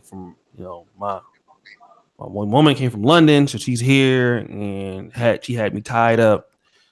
Oh shit! Yeah, so I couldn't really. I like the way that sounds. She had me tied up. Tell somebody to say she had me tied up. Well.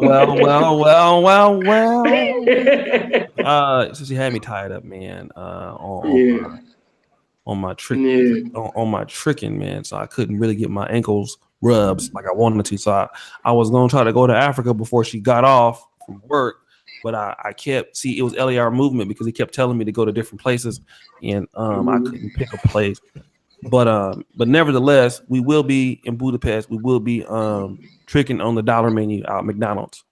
So we will be doing that live and acting the fool. We will get arrested at some point. I wasn't going to Amsterdam, but there's too much weed out there, and I don't want to get turned out. I am a Christian. I don't want to be out there on the mushrooms because that could be a problem. Me and drugs don't mix. So I'm gonna let everybody, man, just do their last little thing, man. We'll start with Sinful, man. Let them know where they can find you, man. I might do a show tomorrow. Oh, let me say something real quick, man. There's a Donovan Sharp wanted to do something called the Hall of. I presented this to him. The Hall of Game, where we get like all the dating coaches and all the pimps was ex pimps. Simple P. So he X. So I got this, man, the Hall of Game, and we want to do an episode on certain things like Donovan, maybe like Alan might want to stop by Sinful, Mack City, even LAR. People we just do try ups on the game. Let her do a segment. Me and Simple supposed to do one with his with Johnny Cash anyway on something, but it's something I could throw out there maybe for tomorrow, and then or when I get to Budapest. So that's something I definitely want to do with y'all. He said O'Shane falling asleep. He's looking at the African sex. I mean, nigga, I definitely am looking at the African sex church because she sleeps. So while she sleep, I'm gonna look at the shit. Touch somebody and say I'm gonna look at her while she sleep. Okay, look, go ahead. Simple man, let her know where they can find you at, man, and all that about the channel, the website, what you do, man. They can go to YouTube and just put in SINFUL THEP, hit the subscribe button. Make sure you hit that bell. I also got a website, sinfulthep.net. And, you just come down there, man. My Instagram, SIN2_FUL. Facebook, I'm going to give you the government and the pavement. PHILLIP GILMORE. And I got another page, SINFUL GILMORE. And I appreciate O'Shea for allowing me to come on here. And I wish I could have been on from the beginning to now, you know what I mean? But I caught, the revelation part of it. But I wish I could have came on the Genesis part, you know what I mean? But because this was truly, something that needed to be spoke on because so many things that could be said. But due to the fact that O'Shea want to be wrapped up, tied up, and entangled up, in some beautiful ass pussy, I'm not gonna hinder the brother, or maybe he want to go to sleep. I don't know. I don't want to hinder him. I will not disrespect his simping. I will sit up there and respect his simping, stay in my place, and I appreciate the brothers, man, for giving me the opportunity, man, to come on here and be blessed with their presence as well. Blessings to everybody. We can do something, similar. Because like really only people that talk about topics like this really on the live stream is like, you, Sinful, and me. Not too many people talk about these kind of topics on in LAR. He does it pre-recorded, but we can talk about something similar tomorrow, man, after I get, like I said, tied up on these ankles. But so we can definitely do it tomorrow. Man, you have, hey, like I tell everybody, man, you a man before you anything, man. Make sure you put an email address in that pussy. Make sure you start a residence in that pussy. Reside and abide in that pussy, man. Get you some real estate up in there. Get you a nice residence in that pussy, man. Just chill out, kick it up in there. Check out the Wi-Fi. It's better than Starbucks. Do your thing up in there, man. Just have fun, man. And then the zip code is gonna be Simp. Mack City, man. Where can they find you at, player? Before I do that, let me go ahead and just put the dot the I and cross the T's on this church shit, man. I thoroughly believe that the church is the biggest hindrance to progress in the Black community. And I'm just saying that if you have an institution that's founded upon or predicated upon female energy, female thought processes, that basically engenders chaos, and you can't build anything upon chaos. A woman's thought process, she thinks this way one day, she think another way tomorrow. You know what I mean? So you got to have a philosophy that's grounded in masculine principles, and masculine principles bring forth order. You can build upon order. You can't build upon chaos. You know what I mean? Order builds, chaos destroys. So I just want to go ahead and throw that out there. And once again, this is mackcity.com. If you want to go ahead and see how I got down in these streets for since 2003 to 2012. You know what I mean? I got yeah. You know what time it is. Yeah. So, I got stories, I got scribes, I got pictures, I got videos of all sorts of chicanery and skullduggery on that website. It's ridiculous. It's disgusting. You know what I mean? But it is what it is. And that's my past, and I ain't ashamed of it. I'm trying to clean up my act now. And of course, we have the YouTube channel, Mack City Limits Radio Show, where we talk about all sorts of things, social, economic, and political, and religious topics as well, man. So if you trying to entertain your higher chakras, you can go there, Mack City Limits Radio Show. And if you just want to, do the lower chakra thing, just like O'Shea does on a regular, you can go to mackcity.com and check that out, man. And I like to go ahead and thank the brothers all on the panel, man. It's been a blessing chopping it up with all you cats, man. Yeah, so Simple, you know what I mean? He got proof of his shit, and man, Fat Mack, the almighty Fat Mack Triple XL. I got receipts. One of the nastiest porn producers that God ever made. No, I can't even say that. The devil used you, nigga, for a long time. I watched it, but I wasn't in my right mind. I was like, Shay, let me just squeeze this in. Okay. I ain't gonna be long because like I said, I came at the end. There's a lot of things I probably would have loved to have said, but I'll just say this pertaining to anything in life. Whenever you judge the whole population just off the bad representation that you've experienced and seen, you're not going to come up with a true depiction and definition and vision pertaining to that population of people because you only judging them off the bad representation that you've seen. There are some people basically that's religious or have a belief. I'm not for religion. Anybody that know me, I'm more for if you want to be into the Most High relationship. But what I will say is this: whenever you allow a woman to preside over what a man is supposed to preside over, this is not only blasphemy, but this is the best definition of contrary. Okay, simply because where in God's word have you ever seen women that was in position of leadership? When even in your Bibles for you Christians, when you look in your Bible, Christ had 12 apostles. Ask yourself this, always remember the revelation is in the why. So when you want a revelation, ask why, seek the answer. Okay, he had 12 apostles. Why isn't it that none of the 12 apostles is a woman? Okay, there's different races of angels. Why is it you won't find nowhere in the scripture where there's a female angel? Nowhere. You will find female prophetess. You will find female singers. You know what I mean? But you never find a woman pastor, a woman bishop, a woman apostle in the word. So when you see, these women in a man's place in the congregation, this is the best definition of backwards. So, I can't say everything because people got to go to bed. They got to do their thing. I wish I could have said more, but I just leave you with this, where just like I said in a previous statement, wherever you go in life, always bring this game. Church, bring the game.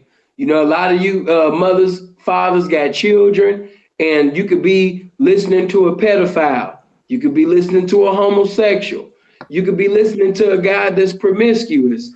You know what I mean? And the best way to charm and disarm an individual is coming with that Bible. And if you don't bring the game, people going to charm and disarm you and have an opportunity to do things with your children, take advantage of you, manipulate you, and accumulate off of your ass just because you don't have the game. The whole world is an ATM machine, and the PIN number is GAME. Take this game wherever you go because manipulation is omnipresent. You be blessed. I hope you guys live as long as you want and never want as long as you live, man. That's all I had to say. All right. I want some game on the way out. I wish you had some game about rubbing ankles from the back, but if you figure that out, let me know. And then let me go to my man BMT, and then last but not least, LAR. BMT. Oh, shout out to the Rose Scholar for he says get a Jew girl, guys. It's fresh and doesn't smell like cocoa butter and rib tips. That nigga stupid. Let's go to BMT, man. Where can they find you at, player? Yeah, y'all guys, I'm the up and coming rookie. BMT Black Male Talk.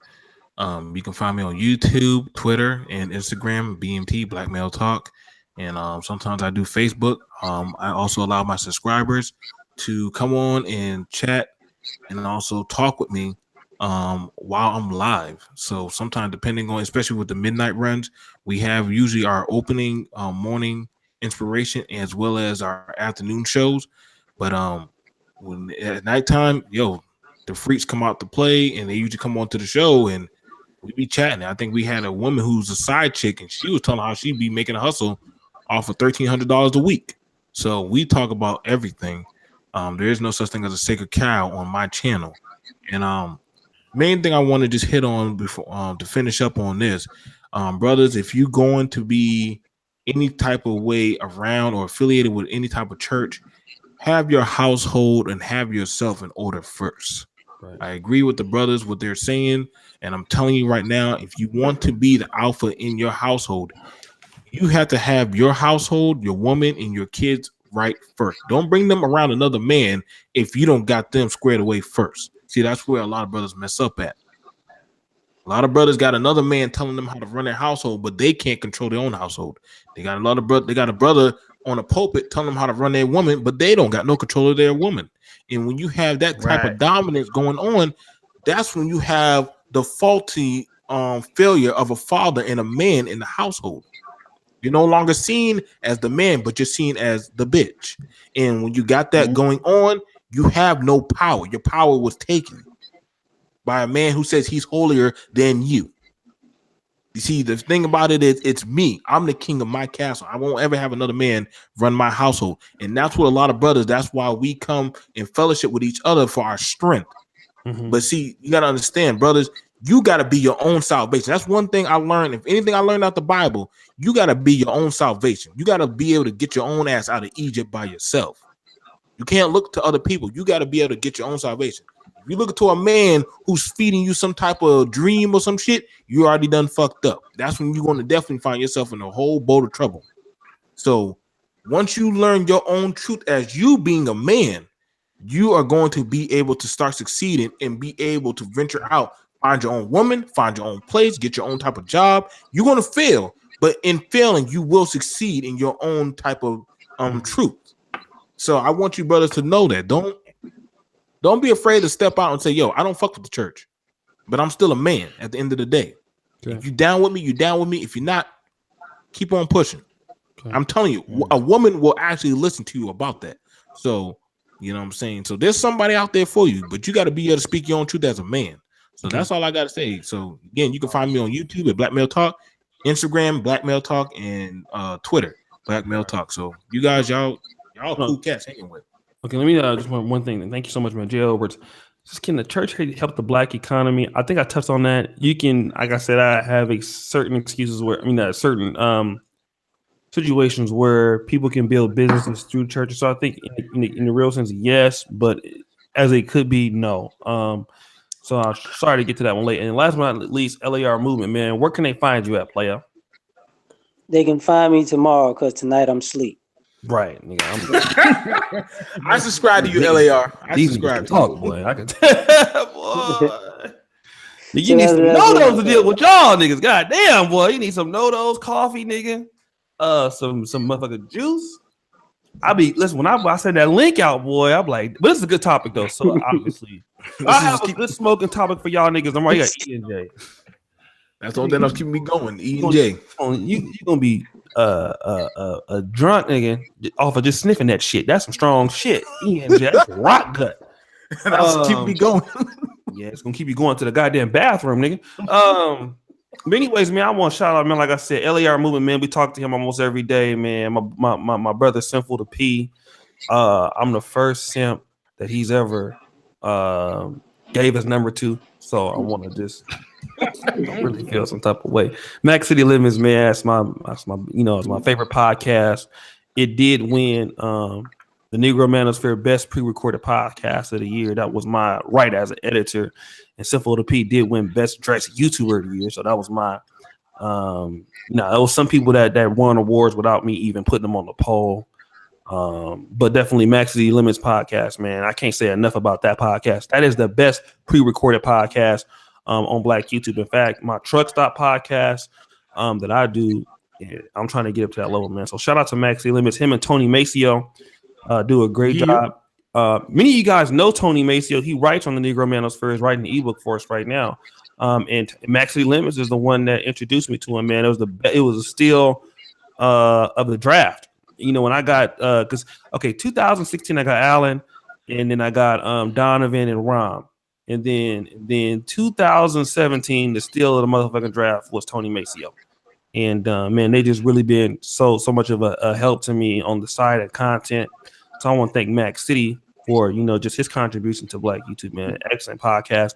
I was listening to him when I was in Uganda the first time, and data is expensive as hell. In Africa, anybody know you go to Africa, go to MTN and buy a data bundle? Them shits is high. That's like $50 for like 2 gigabytes. And that nigga made me run out of all of my goddamn shit like 3 or 4 times fucking with that damn podcast. So, and the actually, it's Alan Roger Curry's fault because he the one put me onto the shit. So, in LAR, shit. Go ahead. Hey, I ain't been online in a while, man. When did you do the vote thing, man, for the podcast? I missed it. Oh, yeah, I just made you win automatically. But for the other, it's the awards are still going. Alan Roger Curry, he hit me up last night. Hey man, when the awards closing, man, if he would have won today, he win a lot of shit. So he's trying to win right. He's trying to close the shit today so he can win. He's trying to rig it. If you go to, I'll put this in the description and the link. Simple, man. Try to tell your people to go vote, man, because if you don't, Alan Roger Curry gonna win all the shit. And right, I'll tell you some of the shit right now. So a lot of people have voted. Okay, let me tell you for the right now the best sports channel right now is Pump Chasers by 1 vote, 106 votes to 105 votes against RB the Breakthrough. Best African Writer of the Year, Sylvanus Omani out of Lagos, Nigeria, is beating Anthony William out of Nairobi, Kenya right now by 1 vote. You guys might not know them, but those who read the Negro Manosphere know those 2 guys pretty well. Best Travel Channel. Right now, the guy who's winning is Tailor Made Dreams by 1 vote. He has 62 votes. Search for Who has 61 votes. Newcomer of the Year, Alpha Male Strategies is that's a landslide. Most Improved YouTuber, BGS Ipmore has 72 votes. Mr. Research has 71 votes. LArMovement has 70 votes. Okay. Most Versatile YouTuber, LArMovement is winning that by a landslide, 118 votes. The next closest person is 30. Best Troll, Stutter and Kev from the Brother Peel podcast. Best Dating Women Advisor YouTuber, Alan Roger Curry is beating everybody's ass. He has 120 votes. Rom has 70. Donovan has 69. Lucario has 12. Best Collaborating YouTuber, Donovan has 107. Most Inspirational YouTuber, Black Ram has 92. Minister Jeff 95, 92. Best Political YouTuber, Anthony Brian Logan is winning that, 102 votes. YouTuber of the Year, Alan Roger Curry, 90 votes. Donovan Sharp, 49. Sinful The P, 28. Okay, seeing you in 3rd place, man, but you need to get your people over there. That's because my people don't know. Because majority of them categories, you understand? I was like, okay, Sinful The P. Okay, Sinful The P. Sinful The P. Hold on, most inspiration. Who inspired these niggas to sit up there and get their game up? Sinful The P. Who taught these niggas words that they didn't know? Sinful The P. You understand me? What made these niggas want to have a desire to pimp accordingly? Sinful The P. Most popping content. Sinful The motherfucking P. You know what I mean? I'm like that. See, wait a minute, Jab. I inspire him. Sinful The P. You know what I mean? Everything is Sinful The P. You know what I mean? We need to scratch out Sports Channel. I don't even do nothing sports, but just because I'm a pimp, Simple The P. Everything is just Simple The P. You know what I mean? Political channel. You know what I'm saying? I just knocked the hoe not too long ago. Simple The P. You know what I mean? Everything is just Simple The P. Everybody needs to know that. Just Simple The P. Even Negro Man has been a writer of the year. You ain't wrote one article, but Simple The P. Hey. Matter of fact, I'm writing articles within my mind, in the archives of my mind right now. Simple The P. Matter of fact, the writers that write, I inspired them. Simple The P. Everything is just Simple The P. Everything. Be like, and even if it's a category for the bitches, I gave them the information. I gave them the inspiration to do what they doing. So that's still Simple The P. No, I'm just playing. But no, as far as he told me the same shit. He ain't playing. I know. I know. Win all of these categories except for best video. Simple The P. I don't even edit videos, but you gotta vote for me. Simple The P. Everything is just Simple The P. I don't edit videos, but Simple The P. You know what I'm saying? What we do. We'll have one of these because this one is for 2017, which you did participate 2017, but we'll do these shits like every 3 months, a quarterly one, and we'll make it a big deal. This is the first one, man. So you had me fuck around and buy sit up there and get a nice little area, get everybody dressed up, have all the YouTubers come out and have that shit live. And everybody meet in one motherfucking place, you understand me? Have people from the comments, all the subscribers come through, you know what I mean? Y'all gonna love this. People gonna fuck, bitches gonna sit up there, you understand me? Meet niggas, all type of shit. It's gonna be mad. So you done gave me an idea. I need to start having a YouTube ball. And all of the YouTubers come through. The YouTube ball. Warrants, nigga. I don't know. I got arrested for rubbing ankles, man. Hey, matter of fact, see, and I like everybody vibe on this shit, and see why everybody fuck with me is because I could talk about things outside of the game. I was even talking about with one of my subscribers today. I was like, man, we should do a video, about the times when I was a square and I was fucking bitches at work, fucking bitches at the job and shit. You know what I mean? And just the mental climax. Just knowing that, my manager, she sucked my dick, or I'm fucking the other manager's girlfriend, the mental climax that I used to get as a young man, doing that, you know what I mean? Like, man, so yeah, man, we're going to have to do this again. We're going to have to do this on many topics. We're gonna have to come. We're gonna have to do this one more again. Everybody was cool. Yeah, man. I wouldn't have said it if it wasn't true. If anybody was lame or I didn't like them, I would have told O'Shea like, look, man, next time I do a video, don't bring that nigga on no more. That nigga lame, he looks stupid. I can't do it. But I fuck with everybody. Everybody's vibe is cool. Yeah, it's cool, man. So we glad to have you, man. And so I'll tell you what, we'll do one tomorrow. I think somebody suggested rebound relationships. Now, I don't know if the P ever had to do that because he ain't never had the simping, so he might not be able to. See, speak on that. The simping can speak on that, but the pimping probably ain't never went through that. What is it? Rebound what? Rebound relationships. Like what is that? You're the rebound guy. Exactly. Being the rebound guy. Yeah. I done had some good times as far as that, but I wouldn't call myself the rebound guy. Even before I got into the game, I had game because, like if a bitch done fucked up telling me, what her boyfriend ain't doing and all of this shit, and she done broke up and all of that type of shit. You gotta remember, I come out of church, then I've been around pimps and stuff like that. So I'm getting ready to get this pussy. You know what I mean? So we can talk about all of that shit. See, that's where people get fucked up. Before a bitch become a hoe, she was a square. Before that nigga started participating and accumulating in the game, his pimping ass was somebody's boyfriend. Some of them niggas was somebody's husband. Some of them niggas was Ralph Tresvant, Mr. Sensitive with the bitch. You know what I'm saying? So everybody got a past that they come from. Right. You know what I mean? So you should still be able to remember the time. Some of them niggas was smelling farts out of bitches' asses and some more shit proposing to hoes.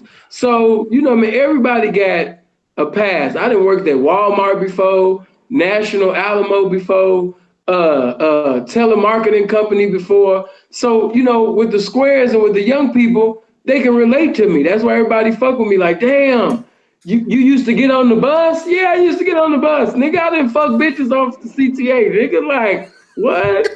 Come on, man. Okay. Simple, you done fucked in the alley before? What? Nigga, I couldn't afford a hotel room, so we had to go behind the garbage can and get it and catch that, nigga. Yeah, I caught fade with that bitch pussy, nigga. Yeah.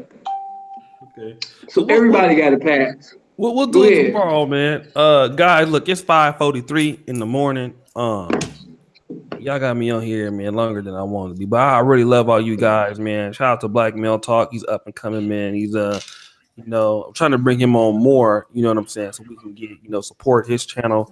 You know, because we need more and more Black Male channels. Sinful The P, everybody pretty much knows him. Mack, City Limits. Love all you guys. So listen, I'll send you guys a link tomorrow. If you show up, we'll do it around a little bit earlier because I'm pretty sure Friday I got to be out of here.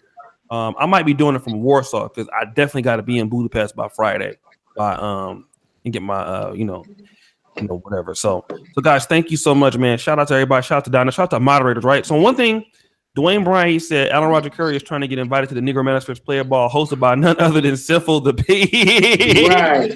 Right. Let me He would be a good right. host. He would be a good host. we got the moderator awards next month. So after this awards, we're gonna have the Negro Manosphere Awards show and the YouTuber of the year and the writer of the year. I got you know, 2 big plaques we're gonna make for the Charles Tyler.